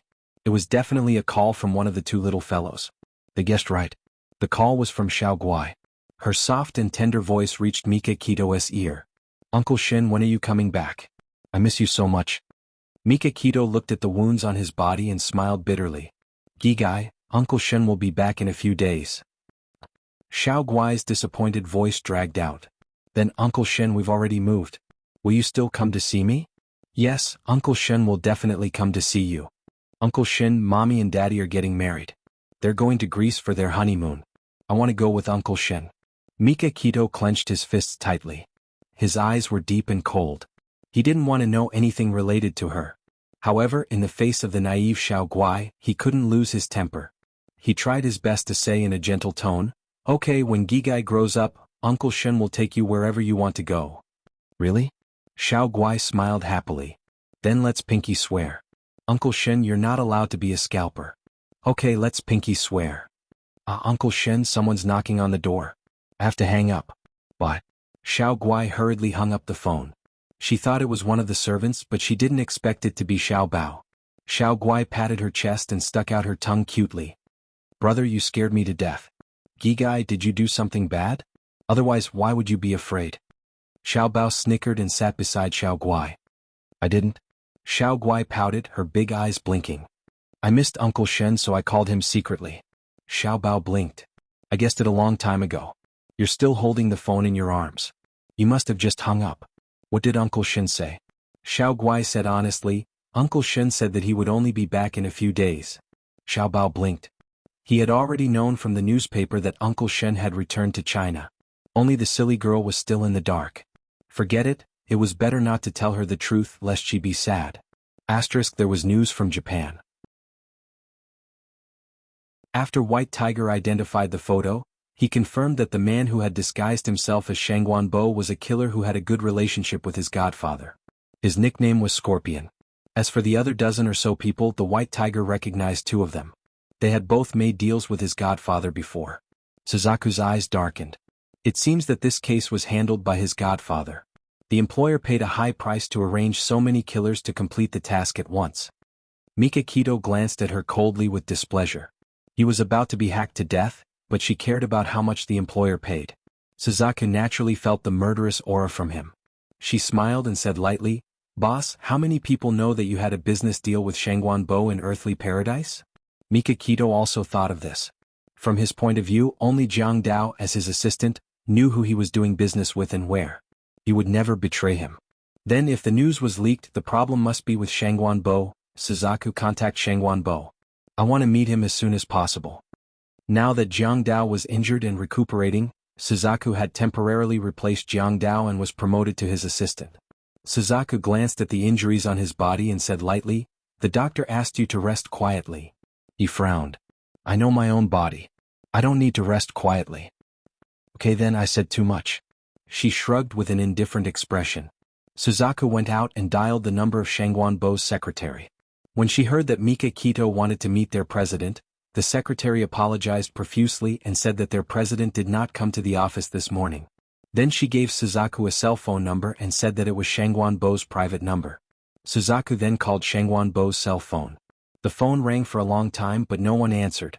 Finally, the call was transferred to the landline of Shangguan Bo's main residence. The servant said that their master had not come home since yesterday and that their wife had called the police. Suzaku frowned and reported Shangguan Bo's situation to Mika Kito. Something must have happened to Shangguan Bo. Mika Kito's slender fingers tapped on the table and analyzed calmly. The Audi that the killer drove here is Shangguan Bo's car. It's very likely that he kidnapped Shangguan Bo. It's said that the police haven't found Shangguan Bo's whereabouts yet. I'm guessing that he has been killed. Mika Kito said in a low voice, "The other party thinks that we won't be able to find any clues once Shangguan Bo is dead. Then they underestimate me." Mika Kito. Suzaku, send someone to investigate the people who have been in contact with Shangguan Bo these 2 days. Understood. In the afternoon, news came from the police station that Shangguan Bo's body had been fished out of the river. There were strangulation marks on his neck, and he had died of suffocation. The time of death was estimated to be between 7 and 9 o'clock last night. This was the time when Shangguan Bo drove to Earthly Paradise. It seemed that the killer had already known the time and place of the negotiation between Shangguan Bo and Mika Kito, and had killed Shangguan Bo on his way to the negotiation. After dumping his body, the killer had disguised himself as Shangguan Bo and lured Mika Kito into a trap. Suzaku took advantage of her advantage as a woman and pretended to be a policewoman. She went to Shangguan Bo's house to investigate the situation and try to find out information related to the killer. Suzaku pushed the flat glasses on the bridge of her nose and said seriously, "Mrs. Shangguan, please carefully recall who Mr. Shangguan had a feud with when he was alive." Mrs. Shangguan covered her mouth and sobbed. "My husband had offended many people in the business world when he was alive, but those people didn't have to kill my husband over such a trivial matter, did they? Mrs. Shangguan, we can't let go of any clues. Please cooperate with us to find the real killer as soon as possible and comfort Mr. Shangguan's soul in heaven." Mrs. Shangguan stopped sobbing and carefully recalled more than a dozen names, all of which were people who had disputes with Shangguan Bo. Suzaku asked, "Mrs. Shangguan, did Mr. Shangguan do anything special in the past few days?" Mrs. Shangguan thought carefully and said, "My husband has been in a bad mood for the past 2 months because of the company's asset crisis. About 3 or 4 days ago, he suddenly came home in high spirits, saying that he had found a way to solve the company's crisis." Zhu Kei secretly speculated in her heart. 3 or 4 days ago, Shangguan Bo took the initiative to contact Beitang Xin and proposed to sell Heng Long Group. Did he say what the solution was? Mrs. Shangguan shook her head. "He rarely tells me about the company, but that night I heard him talking to someone on the phone in the study. It seemed that he wanted to cooperate with the Bo AO Group, but I didn't hear the details clearly. Suzaku asked a few more questions and then got a copy of Shangguanbo's call records from the phone company. After careful comparison, Mrs. Shangguan pointed out a time point. Suzaku checked the phone number of the call with Shangguanbo at that time and finally found that the owner of this phone number was Shangguanao. Shangguanao is Shangguanbo's younger brother. He's also the second young master of the Shangguan family who isn't well liked. It's said that he was the son of Master Shangguan and a bar girl. After he turned 18, he ran away from home and never contacted the Shangguan family again. Suzaku reported the information to Mika Kito. The night before Shangguanbo decided to sell Honglong Group, he talked to Shangguanao on the phone in the study. I suspect that Shangguanao suggested him to do so. According to Mrs. Shangguan, Shangguanbo had been worried about it for a month or two. How could it be so coincidental that after Shangguanbo came up with a solution, he called Shangguanao, whom he had not contacted for decades, and the two of them happily discussed the details of the cooperation plan. Suzaku continued, I checked Master Shangguan's will. The will said that all the shares of Honglong Group will be inherited by Shangguanbo. If something happens to Shangguanbo, then Shangguanao will inherit it. So, Shangguanao also has a motive. Mika Kito's deep eyes stared at her without blinking. You suspect that Shangguanao killed two birds with one stone. He killed Shangguanbo, took the family property and led me into a trap. Suzaku nodded calmly. I have this suspicion, but what I don't understand is, when did you have a grudge with Shangguanao? Why did he want to harm you? Mika Kito leaned back in the chair, exuding a domineering aura. Do you have a photo of Shangguanao? Unfortunately, I haven't found it yet. It seems that the Shangguan family doesn't just hate him. There isn't even a photo of him in the house. Mika Kito flipped through the information about Shangguanao and pondered for a moment. Didn't he graduate from the National High School? If I remember correctly, every batch of graduates would take a group photo. Suzaku's eyes lit up, and her beautiful eyes flashed with a passionate light. This was indeed a good starting point. The National High School's archive room did indeed have the photos of that batch of graduates. Suzaku compared the names on the back of the photo with the small profile picture on the photo, and finally found Shangguanao's profile picture. He was a teenager of 17 or 18 years old. He was very handsome, but the expression on his face was unruly. Just by looking at his expression and actions, one could tell that he was a delinquent. I don't know this person. Mika Kito only took one look at the photo of Shangguanao when he was young, and she was sure that she had never seen him before, let alone have a grudge with him. Awesome novel Shinwu 799.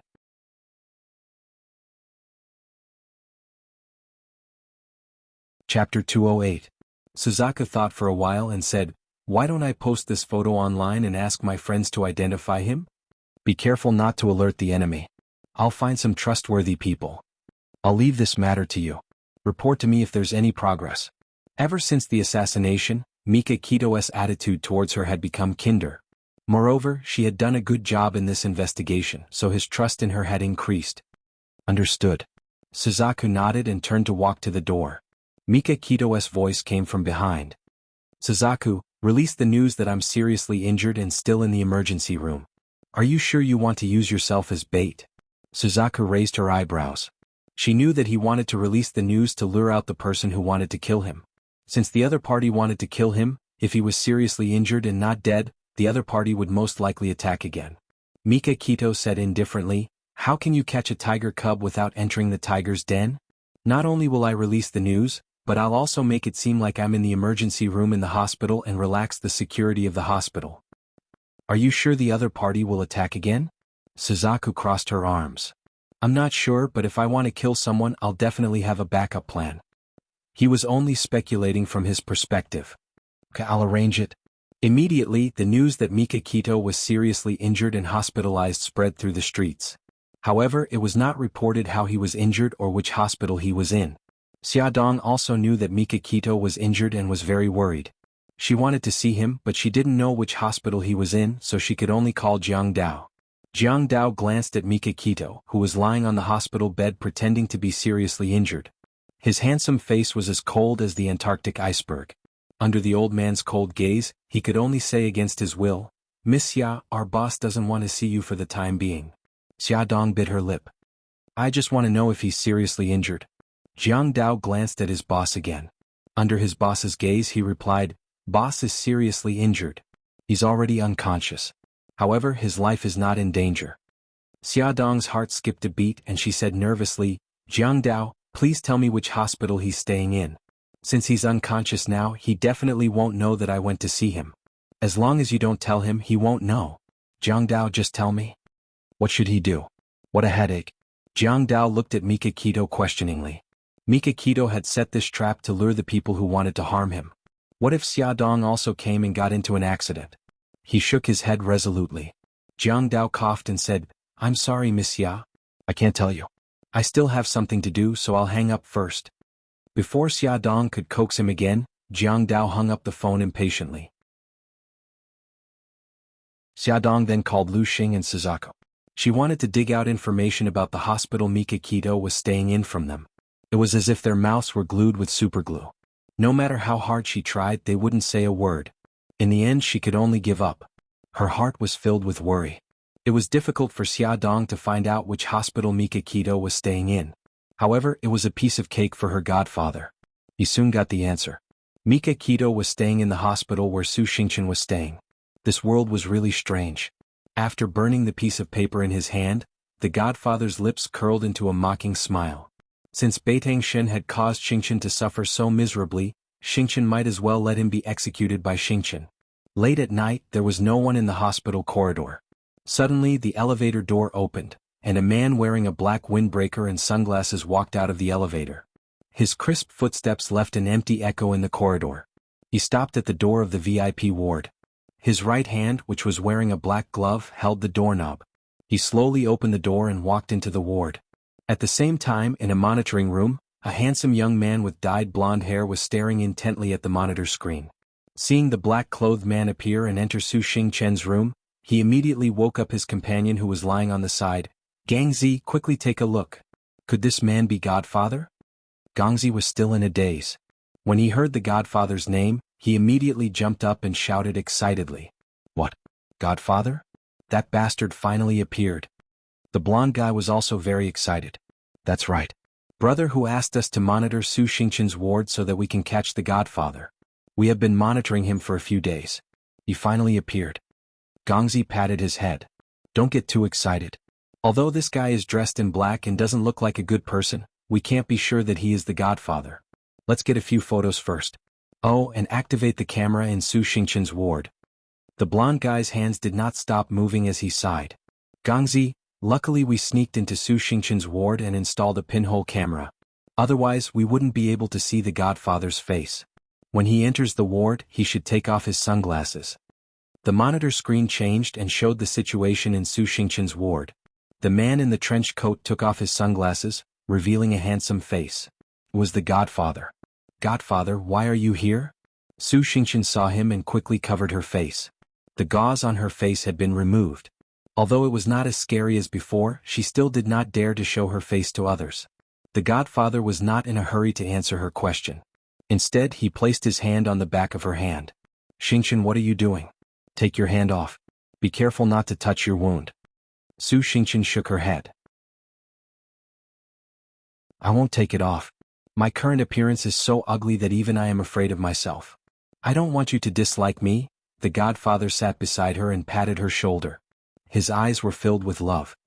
You are speaking nonsense again. I am your Godfather. Why would I care about these things? No matter how he comforted her, Su Xingchen refused to take her hand off. He had no choice but to give up. Xingchen, I am here to tell you that I have started to make a move on Mikakito. He is seriously injured and hospitalized. This is the best opportunity to kill him. Not only did Beitang Shen cause her to lose her reputation, but he also indirectly caused her to be disfigured. She hated him to the bone. When Su Xingchen heard that Beitang Shen was injured and hospitalized, he couldn't wait to set off firecrackers to celebrate. However, although she was happy, she did not lose her rationality. She thought for a moment and asked, Godfather, when you made a move last time, did you alert the enemy? What if Mikakito deliberately set a trap for you?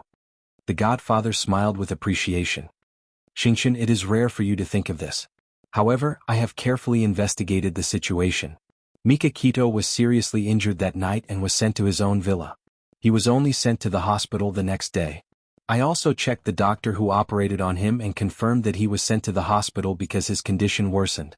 Otherwise, how could a person like him be hospitalized? People in the underworld were vigilant and did not want to expose themselves to the public. Then there must be a lot of guards around him. Godfather, how do you plan to get close to him? The Godfather patted her head and smiled gently. We don't have to worry about this. Money can make the devil turn millstones. If I give enough money, someone will naturally help me.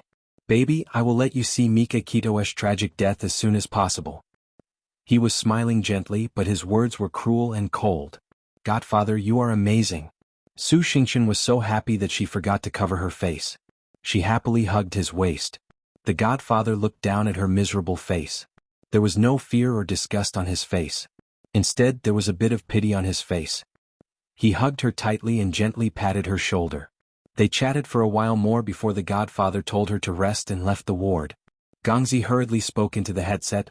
Old Xie, that black-clothed man, walked out of Su Xingqian's room and is now walking towards the elevator. When he walks out of the hospital, you must follow him, don't lose him. A deep man's voice came from the earpiece. Got it. The blonde said, Gangzi, we should report this to Brother Hu quickly. I will tell Brother Hu. You go to sleep first. Gangzi reported the incident with the man in black to Ahu and sent him a photo. 10 minutes later, Bailey Han, who was sleeping comfortably with Xia Dong in his arms, was woken up by Ahu's call. He glanced at Xia Dong, who was curled up in a ball, quietly got up and walked to the balcony to answer the call. When he ended the call and returned to the room, Xia Dong sat in the middle of the bed with her hands hugging her knees. She was at a loss as tears streamed down her face. Her eyes were sad and lost, like a puppy that had been abandoned by its owner. Bailey Han's heart ached. He went forward and hugged her tightly. He kissed her hair and said gently, Honey, what's wrong? Did you have a nightmare? She reached out her hands and hugged him carefully. She sobbed softly. I dreamt that you were gone. When I woke up, I realized that you were really gone. I was so sad. I thought you didn't want me anymore. Bailey Han's chest ached. He gently kissed the tears on her face and said softly, Silly, why would I not want you anymore? I just went out to answer the call. I was afraid that I would wake you up. Her panicked heart gradually calmed down. She lowered her head in embarrassment and avoided his burning gaze. She said softly, I had a nightmare. That's why I cried. His cute wife was shy. Bailey Han kissed her red ear and chuckled. I know. Honey, I'm very happy. He was very happy. She was just like him, afraid of losing each other. Xia Dong felt that his laughter carried a hint of smugness. She snorted softly and turned her head away awkwardly, ignoring him. Bailey Han finally knew where Xiao Bao and Xiao Yi's awkward personalities came from. He couldn't help but smile dotingly. He carried her to the bed and held her in his arms. His heart was filled with her. Welfare Xingwu 799.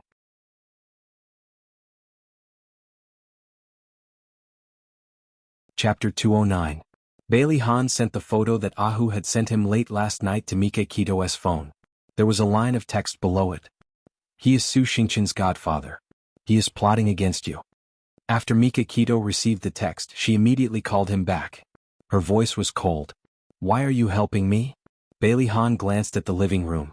Xia Dong was helping Xiao Bao and Xiao Yi pack their school bags. He said calmly, if something happens to you, she will be sad. I'm not helping you. I just don't want her to be sad. There was no response from the other end of the phone for a long time.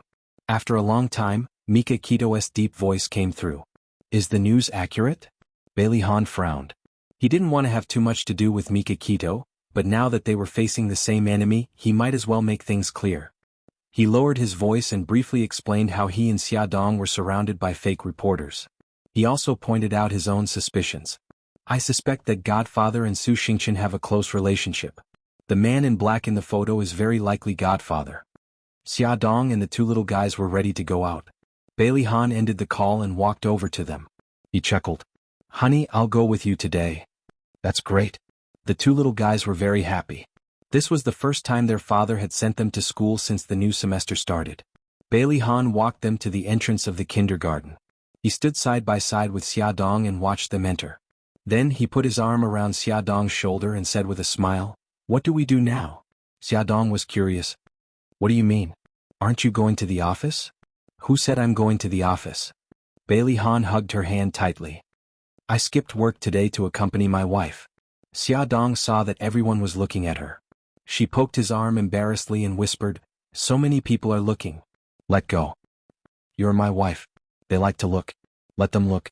Bailey Han was not ashamed. Instead, he was proud and even raised his head proudly. Let's hurry up and get in the car. Xia Dong was afraid that he would do something worse, so she dragged his arm into the car.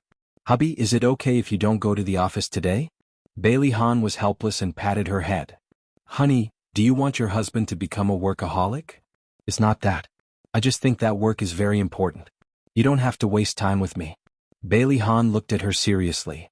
Accompanying you is the most important thing. How is it a waste of time?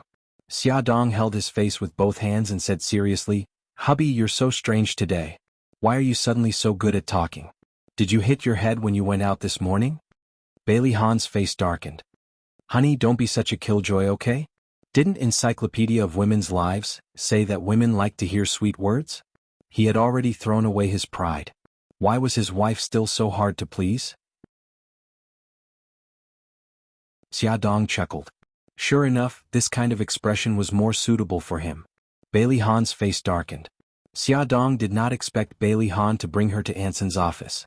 Before entering, she grabbed his arm and whispered, Why are we here?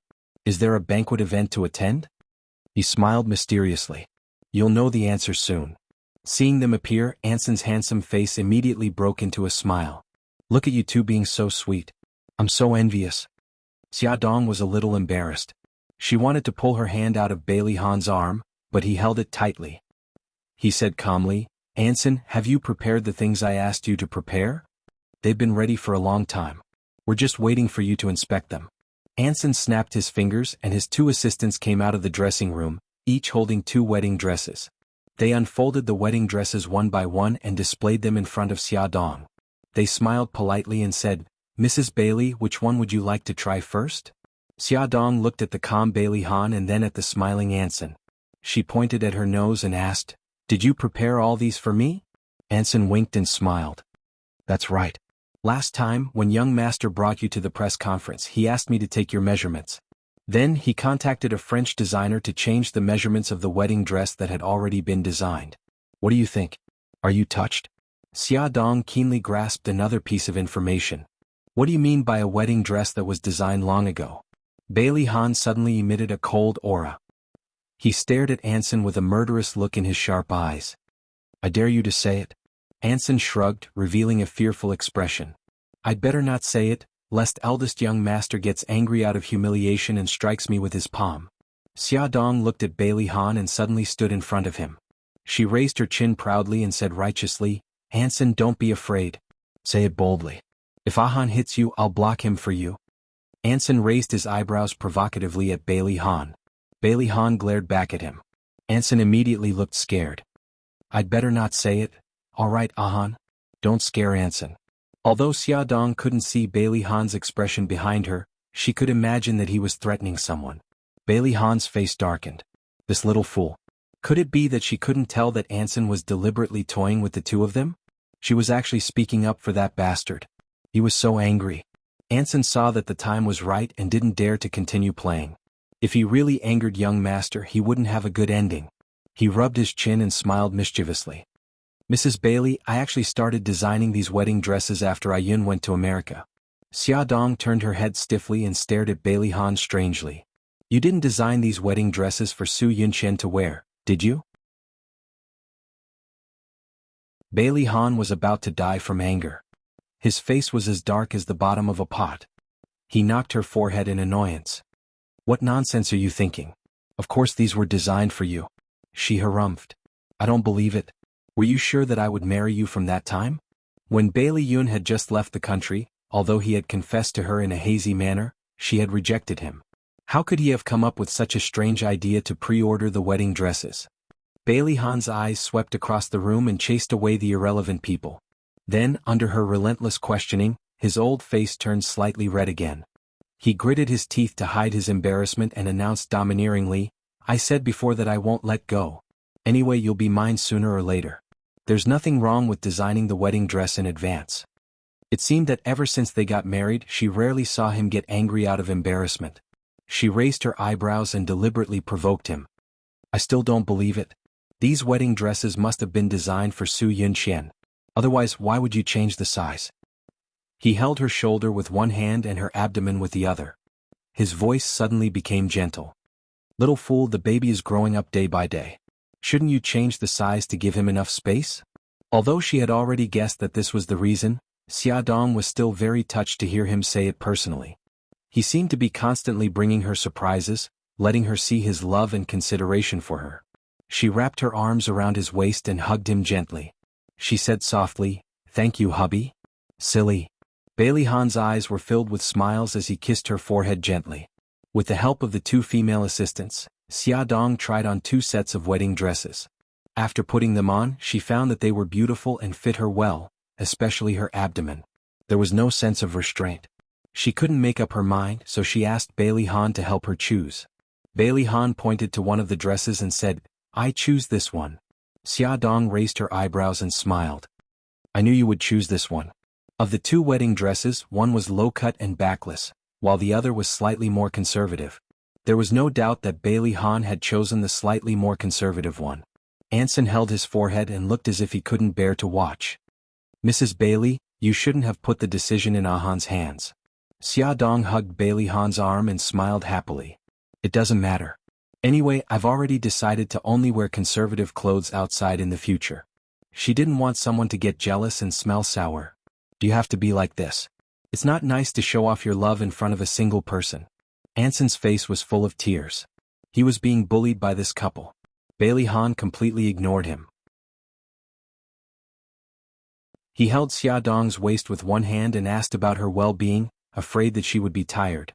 That meticulous and considerate appearance of a good husband instantly killed the 2 assistants. They couldn't help but place their hands on their chests, and their eyes were full of hearts. If she were to marry, she would marry a good husband like Bailey Han. After ordering the wedding dress, Bailey Han drove Xiaodong to the entrance of the cinema. The luxury car drove into the parking lot below the cinema, attracting a lot of attention. Bailey Han wanted to book a couple seat in the private room, but Xiaodong didn't agree. Watching a movie was like watching a big theater. If the 2 of them were to watch a movie in a small private room, they might as well go home and watch a home theater. The facilities were more comfortable than a cinema. So he accommodated her and bought 2 tickets for a comedy movie. Xiaodong saw the fragrant popcorn and couldn't help but buy a big bucket. So Bailey Han held the popcorn in one hand and Xiaodong's hand in the other and found a seat in the front row. Bailey Han sat in the dark cinema, holding Xiaodong's hand and listening to her crisp laughter from time to time. The corners of his lips were curved up. It was the first time he was watching a movie with his lover in a cinema. It was a wonderful feeling. He didn't care about the plot of the movie at all. He only cared about her mood. He suddenly leaned over to her cheek and stole a kiss. When she turned around to look at him, he whispered into her ear, "Honey, I love you." Add Songshu 566.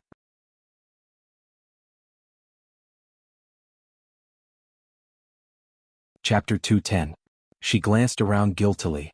Seeing that everyone else was focused on the movie, she secretly kissed him on the lips and whispered, "Hubby, I love you too." He nibbled on her ear and chuckled. "Right now, we're like students who are dating behind their parents' backs. Now that you mention it, it seems like we haven't been in a relationship before we got married. It's all your fault." Xiaodong pinched his arm to express her dissatisfaction. "Dating, getting married, and having children. We're just reversing the order of normal people." He wasn't ashamed of it. Instead, he was proud of it. He raised his eyebrows proudly. "We'll get married first, then date. I can give you any kind of dating method you want." "Whoa, you make it sound so good."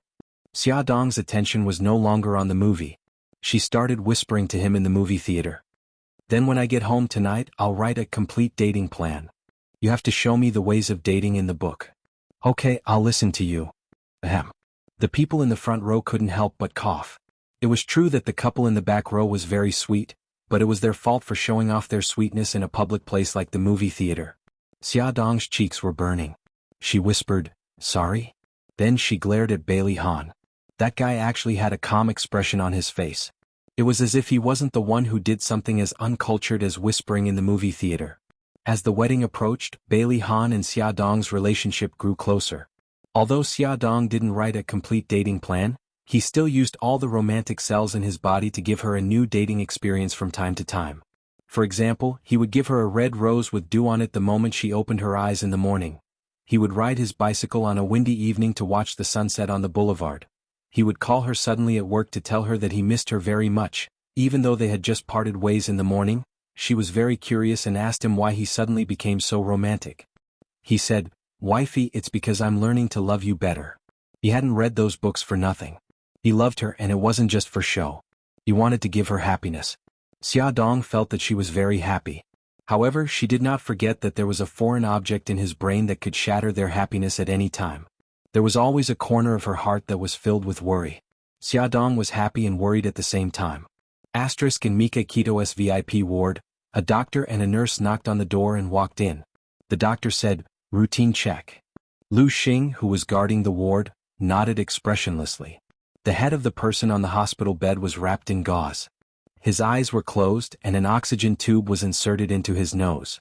He was lying in a pile of instruments.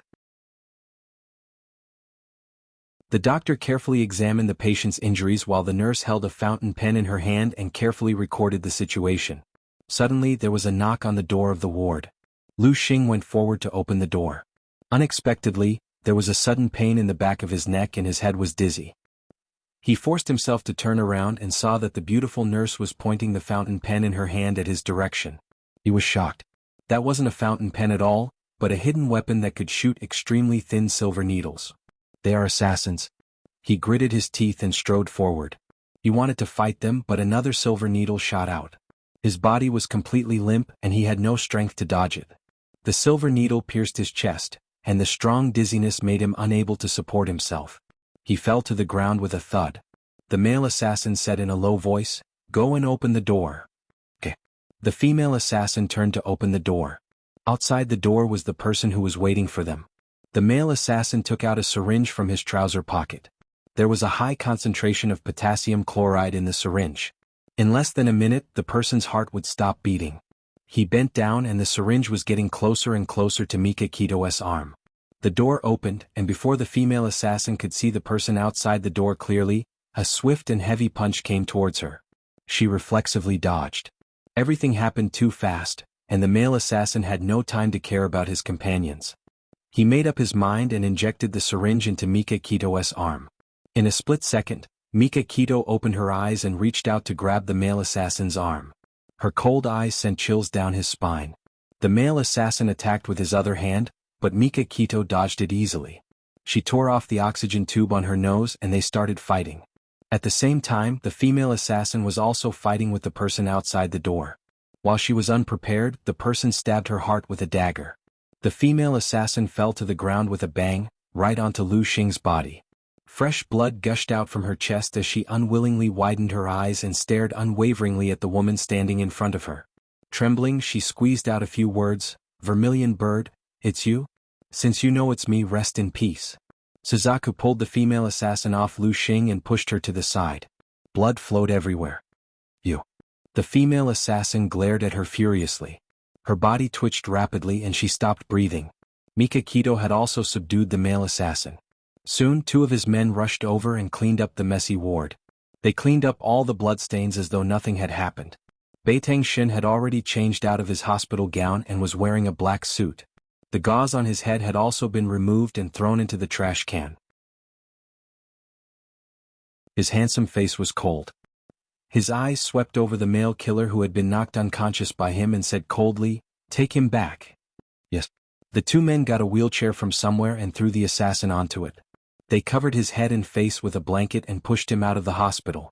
Suzaku glanced at Lu Xing, who was placed on the hospital bed. "What about him?" Mika Kito said indifferently. "There can't be no patient in the ward. Make him look like me." Suzaku's mouth twitched. "Even if Lu Xing is bandaged and disguised, he won't be able to create so many wounds on your body." Mika Kito was expressionless. "The doctor won't mind so much. Pretend I didn't say anything." Vermilion Bird obediently changed Lu Xing's appearance into Beitang Shin's. She then wrapped a gauze around his head and inserted an oxygen tube into his nose, making all the necessary preparations. Poor Lu Xing. Not only did he sacrifice his own body as bait, but he was also knocked out by 2 anesthetic needles and had to pretend to be a patient. God bless him. Before Zhu Kei and Beitang Shin left, Zhu Kei expressed her sympathy for Lu Xing in the depths of her heart. The corridor was quiet. Only their footsteps could be heard. Mika Kito walked in front of them. His black suit accentuated his figure perfectly, and he exuded a domineering aura. Suzaku followed him into the elevator. There were only the two of them in the empty elevator. She looked straight ahead and said indifferently, "Will they attack again? Would Lu Xing, that unlucky guy, be caught by the Godfather's men again?" Mika Kito also looked straight ahead and said indifferently, "There are still people secretly monitoring the hospital. What we need is a live witness." The male killer that they had kidnapped would be an important breakthrough for him to find out who was the mastermind. Suzaku followed Mika Kito into the basement of his villa. She felt like she was reliving an old memory. Once she was tied to the wall by Mika Kito just like that killer. She couldn't resist his methods and told him who was the mastermind. She wondered if this unlucky killer would confess. The killer was awakened by the cold water. His limbs were spread out and locked by the iron rings on the wall. He was stuck to the wall with his arms and legs spread out. He stared coldly at Mika Kito.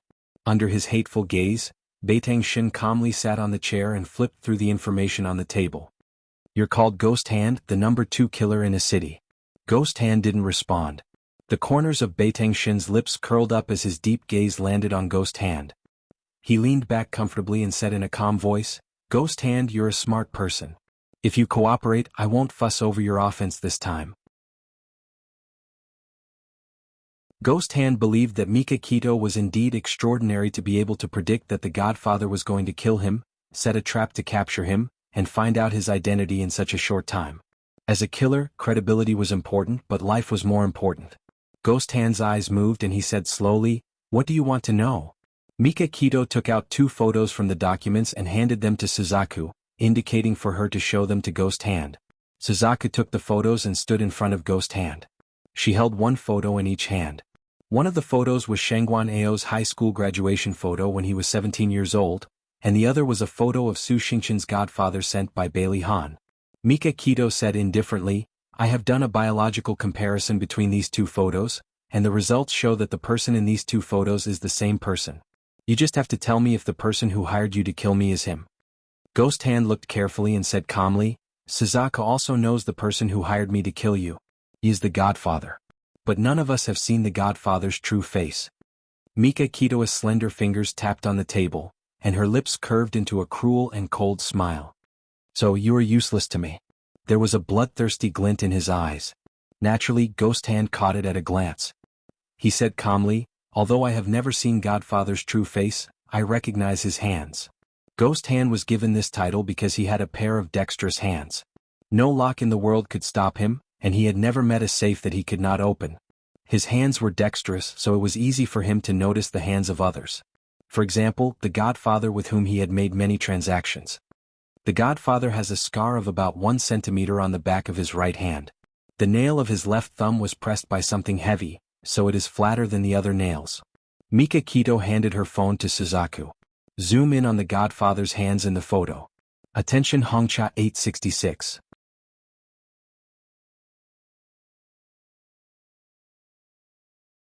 Chapter 211. Suzaku enlarged the picture of the Godfather's hand and projected it onto the screen. Ghost Hand looked at it carefully and said, "I'm sure that this man is the Godfather. Shengguan Ao was the Godfather." After many twists and turns, the Godfather's true identity was finally revealed. However, Mika Kito was not happy at all. She waved her hand coldly and said, "Let him go." 2 men unlocked the iron shackles on Ghost Hand's hands and feet and put him down from the wall. Blindfold him and send him out. After the men got Ghost Hand out of the villa, Suzaku raised her eyebrows and said, "I thought you wouldn't let him go." Mika Kito glanced at her and said, "There is a saying, lure the snake out of its hole." Ghost Hand had betrayed Shengguan Ao, so of course Shengguan Ao would not let him go. Just let the 2 of them fight. His cell phone suddenly rang. He glanced at the caller ID and saw that it was Bailey Han. Mika Kito answered the call and said coldly, "What's up?" Bailey Han said calmly, "My men have found the Godfather's residence." Xie Gangzi Sr. and his men had followed the Godfather for several days and finally found the Godfather's home. Mika Kito wrote down the address he gave. After a moment of silence he said, "I found out the Godfather's true identity. His name is Shengguan Ao, and he is the younger brother of Shengguan Bo, the CEO of Hung Long Group. I will protect Xia." Bailey Han knew that he was telling him about this to raise his vigilance, so that Shengguan Ao would not hurt Xia. Mika Kito ended the call in silence. His body suddenly leaned against the chair like a towering mountain, and his whole body exuded an extremely oppressive aura. Suzaku quietly left the basement, leaving the whole space to him. She crossed her arms and leaned against the wall at the door lazily, waiting for his call. When she realized what was going on, she was shocked. When did she become so servile? Evening. Mika, Kito and Suzaku stood outside the Godfather's villa in their night suits. Hackers had already hacked the surveillance cameras in the villa and replaced them with fake information. Suzaku turned her head and looked at the tall man beside her. She frowned and tried to stop him for the last time. You're injured. Are you sure you want to do it yourself? This kind of injury won't kill me. In fact, when he moved, the wound would still hurt, but the grudge between him and his godfather had to be resolved by himself before he would be satisfied. Suzaku shrugged helplessly. Since you don't care about your own life, I don't need to stop you. Mika Kito looked at her coldly. You're underestimating me. Why don't we have a bet to see who can kill more people? Just the two of us. According to the news, there were at least 20 bodyguards in the Godfather's villa, not counting the assassins and security guards under his command. What? Are you scared? Mika Kito's lips curved into a mocking smile. So, the number one female assassin is nothing more than this. Damn male chauvinist. Why would I be scared? What a joke. Suzaku gritted her teeth and retorted. I'm worried that your wound will tear and you won't be able to fend off the enemy. I don't have the strength to carry you out. Are you sure you don't want to ask one of your men to carry you out? Mika Kito's facial muscles twitched uncontrollably. He was exuding a cold aura. The loser of the bet has to agree to one condition of the winner. Okay, deal? Suzaku high-fived him. The two of them were like cheetahs as they nimbly flipped over the 4-meter-tall wall. After landing lightly on the ground, the two of them quickly hid their figures and very tacitly, one in front and one behind, quietly lurked towards the villa under the night sky. Beiteng Shin walked in front. His eyes quickly glanced at the surveillance cameras in the surroundings, and then cast his gaze on the small attic opposite the garden. There was a surveillance point there and a sentry was standing there. Vermilion Bird had also noticed it. She quickly observed and discovered that there was only one man in the attic. So, without waiting for Beiteng Shin to make a move, she took the initiative to pull out a silencer gun from her waist and aimed it at the man's forehead. She suddenly shot, and the man fell on the small attic with a plop. Vermilion Bird tilted her head to look at Beiteng Shin, only to see that the moment she killed someone, he had already moved to the front of the villa and grabbed the throat of a patrolling bodyguard with one hand. Under the dim light, his face was expressionless but his eyes were cold. I'll see what happened. Someone heard the thud from the attic and shouted at the top of his lungs. Suzaku pounced on the man the moment he walked up to the attic. She covered his mouth with her left hand and aimed at his forehead with her right hand. She pulled the trigger. Blood spurted out. She nimbly avoided the blood and hooked his body with one leg. She slowly lowered him to the ground to prevent him from making a loud noise. Mika Kito looked back at her. She raised her eyebrows and held up 2 fingers to indicate that she had killed 2 people. He stood motionless in the same place. Suddenly, like lightning, he pulled out a silencer and aimed in the direction of Vermilion Bird. Vermilion Bird's movements stiffened as she heard the sound of someone falling to the ground behind her. It turned out that she was proud of her achievement and did not notice that someone was approaching her. Under the light, she could clearly see the mocking smile on his face. She gritted her teeth in anger, but she could not do anything. She was too careless and almost lost her life. Beiteng Shin saved Vermilion Bird's life, but the sound of Vermilion Bird falling to the ground attracted the attention of the other bodyguards. Someone discovered the corpse on the ground and shouted, "Someone is invading, everyone be alert." The lights outside the villa suddenly lit up. The whole garden was as bright as day. Mika Kito and Suzaku were instantly exposed under the light. They calmly faced the intruders with guns in their hands and directly barged into the villa. The two of them were like Azuras from hell. They reeked of blood, their faces were cold and their eyes were bloodthirsty. Everywhere they passed they left behind stiff corpses. The smell of blood permeated the air, and the whole villa became lifeless. Blood flowed like a river. They stepped over the corpses and went upstairs. The Godfather didn't expect that his nest had been exposed. He was still on the bed with the 2 beauties. Suddenly he heard a hurried knock on the door. "Boss, there's an assassin. We can't hold them off." The Godfather's eyes suddenly turned cold. He pushed the beauty under him away, grabbed the bathrobe on the ground and hurriedly wrapped it around himself. He reached for the bedside table and took out the gun. Brother Ao, don't leave me behind. I'm so scared. One of the beauties saw the godfather running away with the gun and quickly hugged his leg. Get lost. The godfather mercilessly kicked her away. Bang, bang, bang. The godfather broke the light bulbs in the garden first, and the garden returned to darkness. The moment he jumped out of the window, the door of the room was kicked open by Beitang Shin. He turned a blind eye to the beauties lying on the bed and quickly ran to the window, only to see a black shadow rushing into the garden. He raised the gun and shot at the black shadow. Unfortunately, he only hit the shadow once. After that, he ran into the dark shadow and could no longer see where he was. At this time, Vermilion Bird, who was downstairs, had already chased out of the hall. From her position, she just happened to see her godfather jump into the pool under the rockery. She chased after him and fiercely shot at the pool until she ran out of bullets and could no longer pull the trigger. How is it? Mika Kito jumped out of the window and ran to her side. Streams of blood came out of the pool, but the godfather's body did not turn up for a long time. He ran away. There must be a trap in the pool. Suzaku frowned. I shot his leg.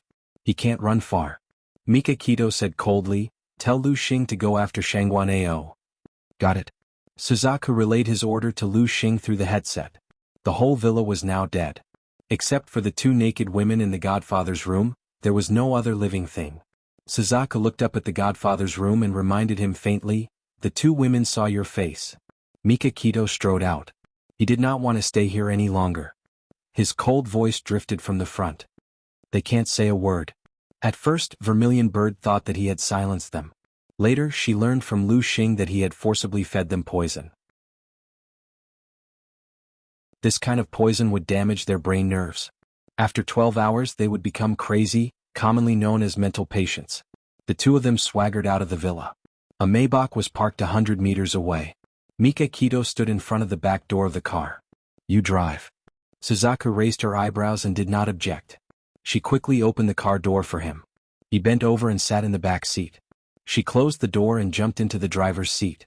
She stepped on the accelerator and sped away at a fast speed. She looked at him through the rearview mirror. He was leaning against the seat with his eyes closed. His brows were slightly furrowed as if he was enduring great pain. Her gaze moved down and landed on his chest. The black night suit seemed to have darkened as if it had been drenched by water. She frowned, suspecting that the wound on his chest had torn open and blood was seeping out. She accelerated to the maximum speed. The black Maybach sped on the road like a cheetah. When they returned to the villa, Mika Kito's body swayed when he got out of the car. He supported his chest with one hand. Suzaku reached out to help him. He said coldly, no need. This man, even if he was injured, he would not forget to maintain his dignity. Suzaku stared at his back. Her long eyelashes drooped slightly. The doctor examined Beitang Shin. He took off his night suit, revealing his broad and muscular chest. The gauze that was wrapped around his chest had indeed been stained with blood. The doctor sighed, Ah Shin, the wound has ruptured again. Based on this situation, when will the injury get better? You can't continue to be so willful. Welfare Songshu 566.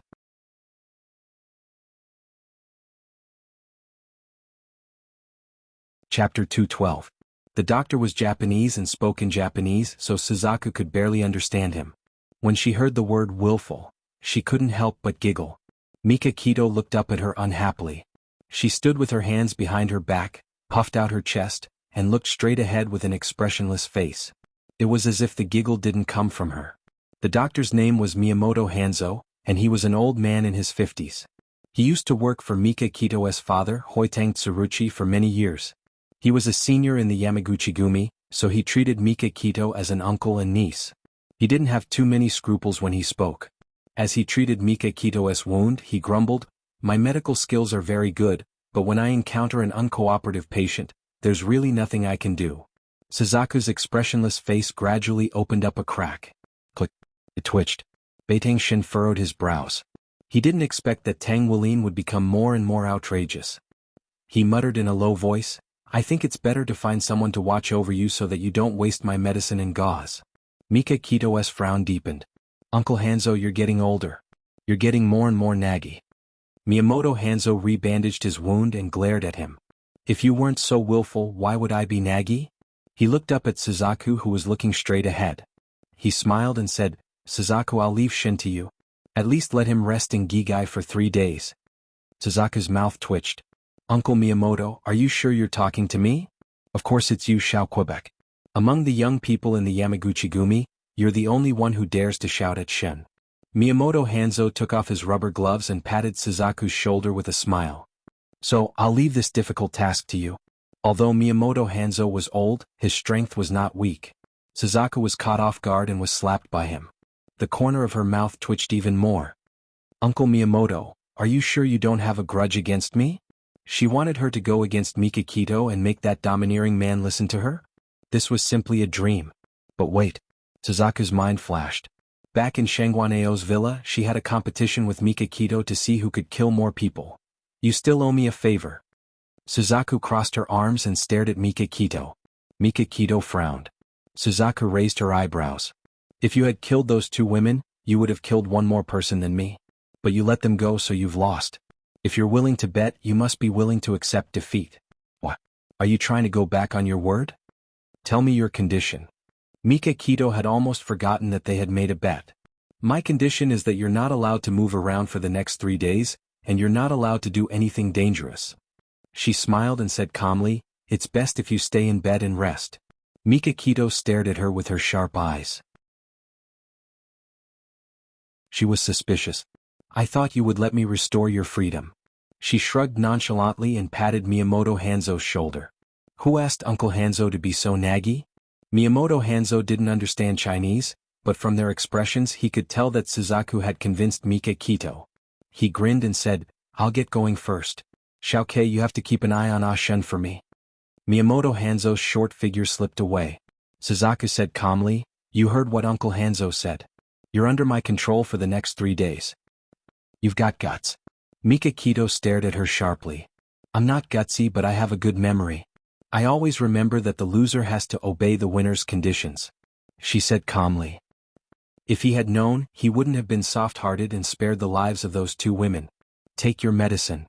She opened the medicine bottle left by Miyamoto Hanzo and poured out the pills. She took a glass of water and handed it to him. Did she really think that he was a 3-year-old child who needed to be looked after all the time? Mikakito's mouth twitched.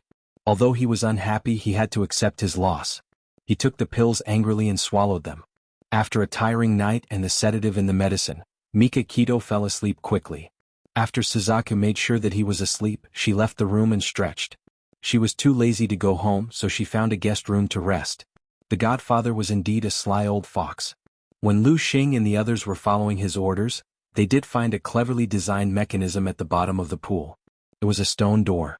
After entering the stone door, they walked through a dark tunnel. When they climbed out, they were already in the river behind the villa. A speedboat was tied to a wooden pile by the river.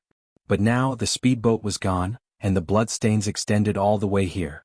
It was obvious that the godfather had escaped on the speedboat. But even if he escaped, it was useless. Mikakito had issued an arrest warrant for him in the underworld. At this time, the godfather had already escaped from the villa area using a speedboat. When he bought this villa, he had already planned his escape route. The small river outside the villa led to the estuary. If he went all the way down, he would reach the harbor. Soon, he would be able to use his connections to get a ticket to leave the country. But he couldn't leave the country because he couldn't abandon Su Xingqian. Moreover, he didn't believe that Mikakito was powerful enough to dig him out of a city. The river was getting wider and wider. He stopped the speedboat and found the first aid kit on the speedboat. Biting the soft stick, he dug out the bullet from his leg and then the bullet from his arm. The pain made him break out in a cold sweat and he almost fainted. He endured the pain and bandaged his wound. He sat weakly in the cabin with sweat dripping from his forehead. A crafty rabbit has 3 burrows. The villa's address was exposed, but he still had other places to stay. He made a call and asked one of his most trusted men to pick him up at the harbor. He then found a tea house near the harbor and dragged his injured leg to wait inside. But he never expected that he would run into that woman, Su Yunqian. Su Yunqian came down from the private room with a foreign man. The foreign man was tall and handsome. He had a charming smile on his face as he hugged her waist. They were as intimate as a couple. The godfather's eyes flashed and he suddenly called out, Miss Su Yunqian. Su Yunqian was about to leave the tea house with the foreign man when she heard someone calling her. She turned around in surprise and saw a middle-aged man sitting in front of the window waving at her. She pursed her lips and whispered something in the foreign man's ear. Then she walked towards the godfather. She looked at the man in front of her quietly. His face was pale and he was wrapped in a bathrobe. His left arm and leg were stained with blood. A look of disgust flashed in her eyes and she asked condescendingly, "Who are you?" The godfather smiled meaningfully. "Godfather." Su Yunqian's face changed color. She looked at him carefully and asked suspiciously, "Are you really the godfather? Wasn't the godfather very powerful? How did he become like this? He was like a perverted vagrant." The godfather smiled. "The last time we talked on the phone you gave me something. I haven't thanked you properly." "You don't have to say it. I believe you are." Su Yunqian knew that he was referring to the time when she gave him the drug sample. Naturally, she believed his identity. She said calmly, "How did you become like this?" The godfather smiled bitterly. "It's a long story. I want to talk to you." He looked up at the foreign man who was waiting for Su Yunqian at the entrance of the tea house. "Why don't you let your friend leave first?" Su Yunqian looked at him deeply. "You better have something important to talk to me about. I won't let you down." "All right then. Wait for me for a few minutes." Su Yunqian walked to the foreign man and hooked her arm around his. They walked out of the tea house and she said in English, "Darling, I met an old friend. I want to talk to him for a while. You can go back to the hotel first." The foreign man held her waist with one hand and lowered his head. He looked at her beautiful face with a smile. "Baby, it's not easy for me to come to China. Don't you want to stay with me for a while?" Su Yunqian wrapped her arms around his neck and kissed him on the lips. She said gently, "Darling, I'll visit you tomorrow. Be good." "All right, you heartless woman." The man shrugged and kissed her sexy red lips. After tasting them for a long time, he let go of her reluctantly. He bit her earlobe and threatened her in a low voice. "You're not allowed to sleep with him." Su Yunqian punched him in the chest. "Please, I don't want that old man even if you give him to me." The man chuckled and let go of her. He put his hands in his trouser pockets and narrowed his eyes. He watched her graceful figure walk towards the godfather and a cold smile appeared on his sexy lips. Su Yunqian sat elegantly in the seat opposite the godfather and said indifferently, "What do you want to talk to me about?" The godfather's shrewd eyes flickered and he smiled. "It seems that Miss Su has already given up on Bailey Han. That foreign man seemed to be her new lover." She took a sip of tea elegantly and put down the teacup gently. "So what if I give up?" "So what if I don't give up?" "If you've already given up, we can end our conversation here. If you haven't, I'll be happy to work with Miss Su." Su Yunqian raised her charming eyes and looked at him. "Tell me. Who knows, I might be interested in your proposal." In other words, she hadn't given up on Bailey Han. The godfather's lips curled into a smile. "In 2 days, Bailey Han and Xia Dong will be getting married. Don't you want to give them a gift?" She smiled meaningfully. "A gift? I've been thinking about it, but I don't have a good choice. Do you have any suggestions?" The godfather leaned forward and whispered something in her ear. She raised her eyebrows in surprise. "What benefits will you get if you do this?" Benefits Hongcha 866.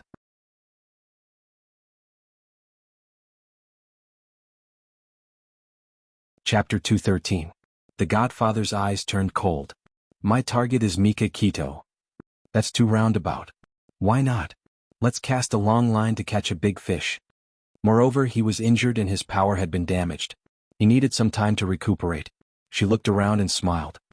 "Okay, I agree to work with you." The godfather raised his teacup and smiled coldly. "I wish us a happy cooperation." Su Yunqian also raised her teacup and clinked it with his. "Happy cooperation." The preparations for the wedding had been completed.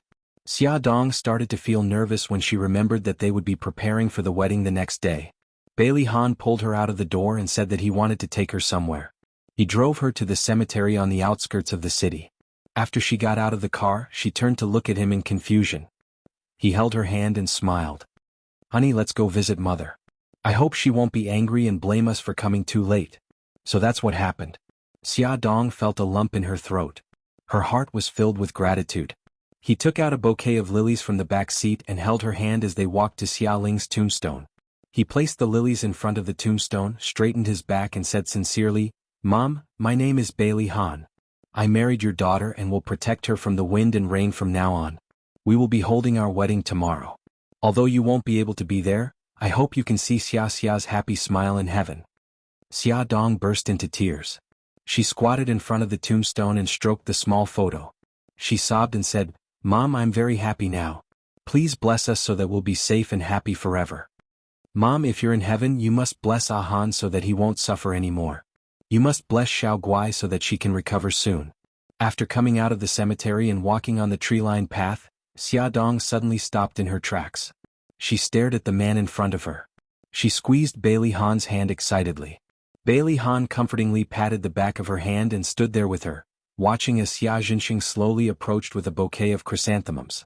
Xia Jinxing also saw the two of them and his expression was awkward for a moment. However, he still took heavy steps and approached them under Xia Dong's cold gaze. Xia Dong looked at him coldly. "Who told you that my mother's tombstone is here?" Xia Jinxing's expression stiffened. "I asked your uncle. My mother doesn't want to see you." She was like a kitten, her fur standing on end, ready to attack at any time. "Xia, you're getting married tomorrow. No matter what, I'm your father. I want your mother to know about this as well." Xia Jinxing looked at her uneasily with a pitiful expression. "You don't have to worry about these things. I'll tell Mom myself." Xia Dong clenched her hands into fists and stared at him. "Go away. Don't appear in front of Mom." Xia. Tears welled up in Xia Jinxing's eyes. At this moment, he no longer had the handsome demeanor of a young man, nor the elegance of a wealthy family. All he had was the sorrow of an old man with one foot in the grave. "Honey, don't be so agitated. Be careful not to hurt the baby." Bailey Han put his arm around Xia Dong's shoulder and comforted her gently. "Don't be angry. Let me talk to Mr. Xia for a while. You go back to the car first, okay?" Xia Dong took a deep breath and tried to calm down. She didn't know why, but when she saw that man she couldn't help but feel indignant and resentful. She knew that it wasn't worth it, but she couldn't help it. She kept repeating in her heart, "It's not worth it, it's not worth it." She didn't look at Xia Jinxing anymore, only Bailey Han in her eyes. "Okay, come back quickly." Only Bailey Han and Xia Jinxing were left on the boulevard. Although Xia Jinxing didn't have any self-respect in front of his daughter, in front of his son-in-law, he was imposing. He puffed out his chest and raised his head with a serious expression. "Bailey Han, I know I'm not worthy of being a father and have no right to criticize Xia, but I'm still her father. I'm handing her over to you, so I hope you can treat her well." Bailey Han didn't show the slightest hint of ridicule or disdain. He said seriously, "You don't have to worry about that. I'll treat her well. No matter what, you're still Xia's father and I'll respect you. However, for tomorrow's wedding, Xia intends to let Uncle hold her hand and walk her into the church." Xia Jinxing smiled bitterly. "I understand. I don't have the face to attend the wedding. Mingyuan has always treated her like his own daughter. With him entrusting Xia to you, I don't have any regrets." Bailey Han didn't want to say more. He nodded his head and said goodbye. He took a few steps forward and suddenly stopped. Without looking back, he asked calmly, "If you could choose again, would you still abandon Xia and her mother?" Xia Jinxing's heart suddenly hurt. He didn't know how to answer. He had made this choice because he had no other choice, but the result wasn't what he had expected. But if he hadn't made this choice, the result would have been even worse. His silence made his attitude clear. Bailey Han's eyes turned cold. How dare he still not repent? If he wasn't Xia's father, he really wanted to beat him up. Back in the car, Xia sat in the front passenger seat. She lowered the glass and looked into the distance. She didn't come back to her senses until he opened the car door. She looked back at him and smiled faintly. "What took you so long?" He stroked her hair, feeling sorry for her. "I wanted to beat him up, but I couldn't decide, so it took me some time." She smiled. "Don't beat him up. Otherwise you'll be struck by lightning. After all, he's an elder." She seemed to have thought of something and the smile on her face froze. He asked with concern, "What's wrong?" She smiled stiffly. "Do you think I'll be struck by lightning?" My attitude towards him was so bad. I can't even be considered filial. "No, God of Thunder will understand your difficulties." He pulled her into his arms and stroked her hair gently. "We'll treat him better in the future. After all, he's an elder." She buried her head in his arms. After a long time she said, "Okay." Before he came back she thought a lot. She was now a mother of 3, so she shouldn't be angry anymore. Maybe she should try to let go of the hatred in her heart. Bailey's eldest son, Bailey Han, and Xia Dong's wedding was held in the church as scheduled. Accompanied by the beautiful wedding march, Xia Dong held Gao Mingyuan's arm and walked into the church leisurely. 2 cute little flower girls walked behind them, holding onto Xia Dong's wedding dress. Their delicate little faces had sweet smiles. Those with sharp eyes could recognize them at a glance. They were Bailey Han and Xia Dong's precious sons, Xiao Yi and Xiao Bao. Xia Dong was wearing a pure white wedding dress. Her black hair was tied up in a high bun, revealing her snow-white neck. Around her neck was a ruby necklace that shone with a mesmerizing luster. The design of her chest and abdomen was smooth, outlining her perfect curves. The layers of the skirt were dotted with broken diamonds like stars. In the morning light, she walked slowly and gracefully, like a fairy who was riding the waves. At this moment she was the most perfect bride. She was so beautiful that people couldn't help but hold their breath. Everyone's eyes fell on her, but there was only one person in her eyes. The man standing at the end of the red carpet, waiting for her.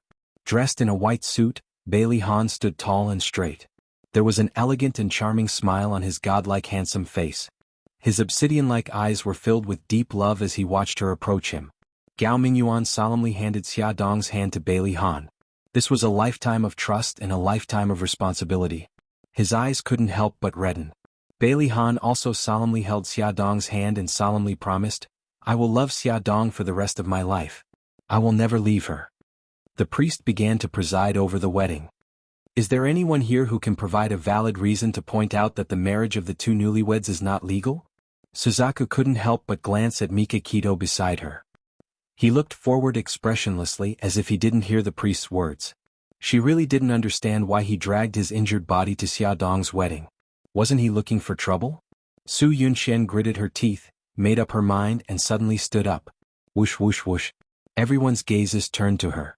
Other than the entire Bailey family, there were also people from the Su family, as well as all the influential people in City A. Everyone knew that Su Yunxian and Bailey Han once had a relationship. They all stared at her as if they were waiting to watch a good show. The expressions of the Bailey family members changed. Worried that she would say something inappropriate, Madame Su quickly tugged at her arm and said in a low voice, "Yunxian, what are you doing? Sit down quickly." The priest also looked at her and asked, "Madam, do you think the marriage of the two newlyweds is not legal?" Su Yunxian pulled her arm out of Mrs. Su's grip and smiled elegantly. "No, I agree with their marriage. However, the groom and I are good friends. I want to give him a song as a gift." Yunxian. Mrs. Su's expression darkened. She pulled her arm and tried to change her mind. However, she smiled and said, "Mommy, trust me. It's really just a gift." The priest nodded in agreement. The Bailey family couldn't stop her at all. She smiled elegantly. A blessing for the wedding for the groom and the bride. In the silent church, her beautiful voice sounded, but the lyrics made everyone's expression change drastically. "My invitation card is your wedding invitation card. Everything you wanted has now become my heartbreak. You're always too sober and I can't get drunk. You even forced me to give you my blessings. Your wedding invitation card is my invitation card. You invited me to raise my glass and I can only return the toast. Everyone here knows that we used to be so good. Now that my heart is broken, you still want me to smile." Su Yunxian's eyes were filled with tears at the end of the song. Her sorrowful expression attracted the sympathy of many people who didn't know the truth. Awesome novel Xinwu 799, that you're tuning in to the Han Li's Wuxia Chronicles YouTube channel. We're so grateful for your support and don't forget to subscribe to join us on this incredible journey through captivating stories. Your generosity through donations truly makes a world of difference, as it's the primary source of revenue that allows me to expand and enhance this channel for you. Thank you from the bottom of my heart for being a part of this adventure.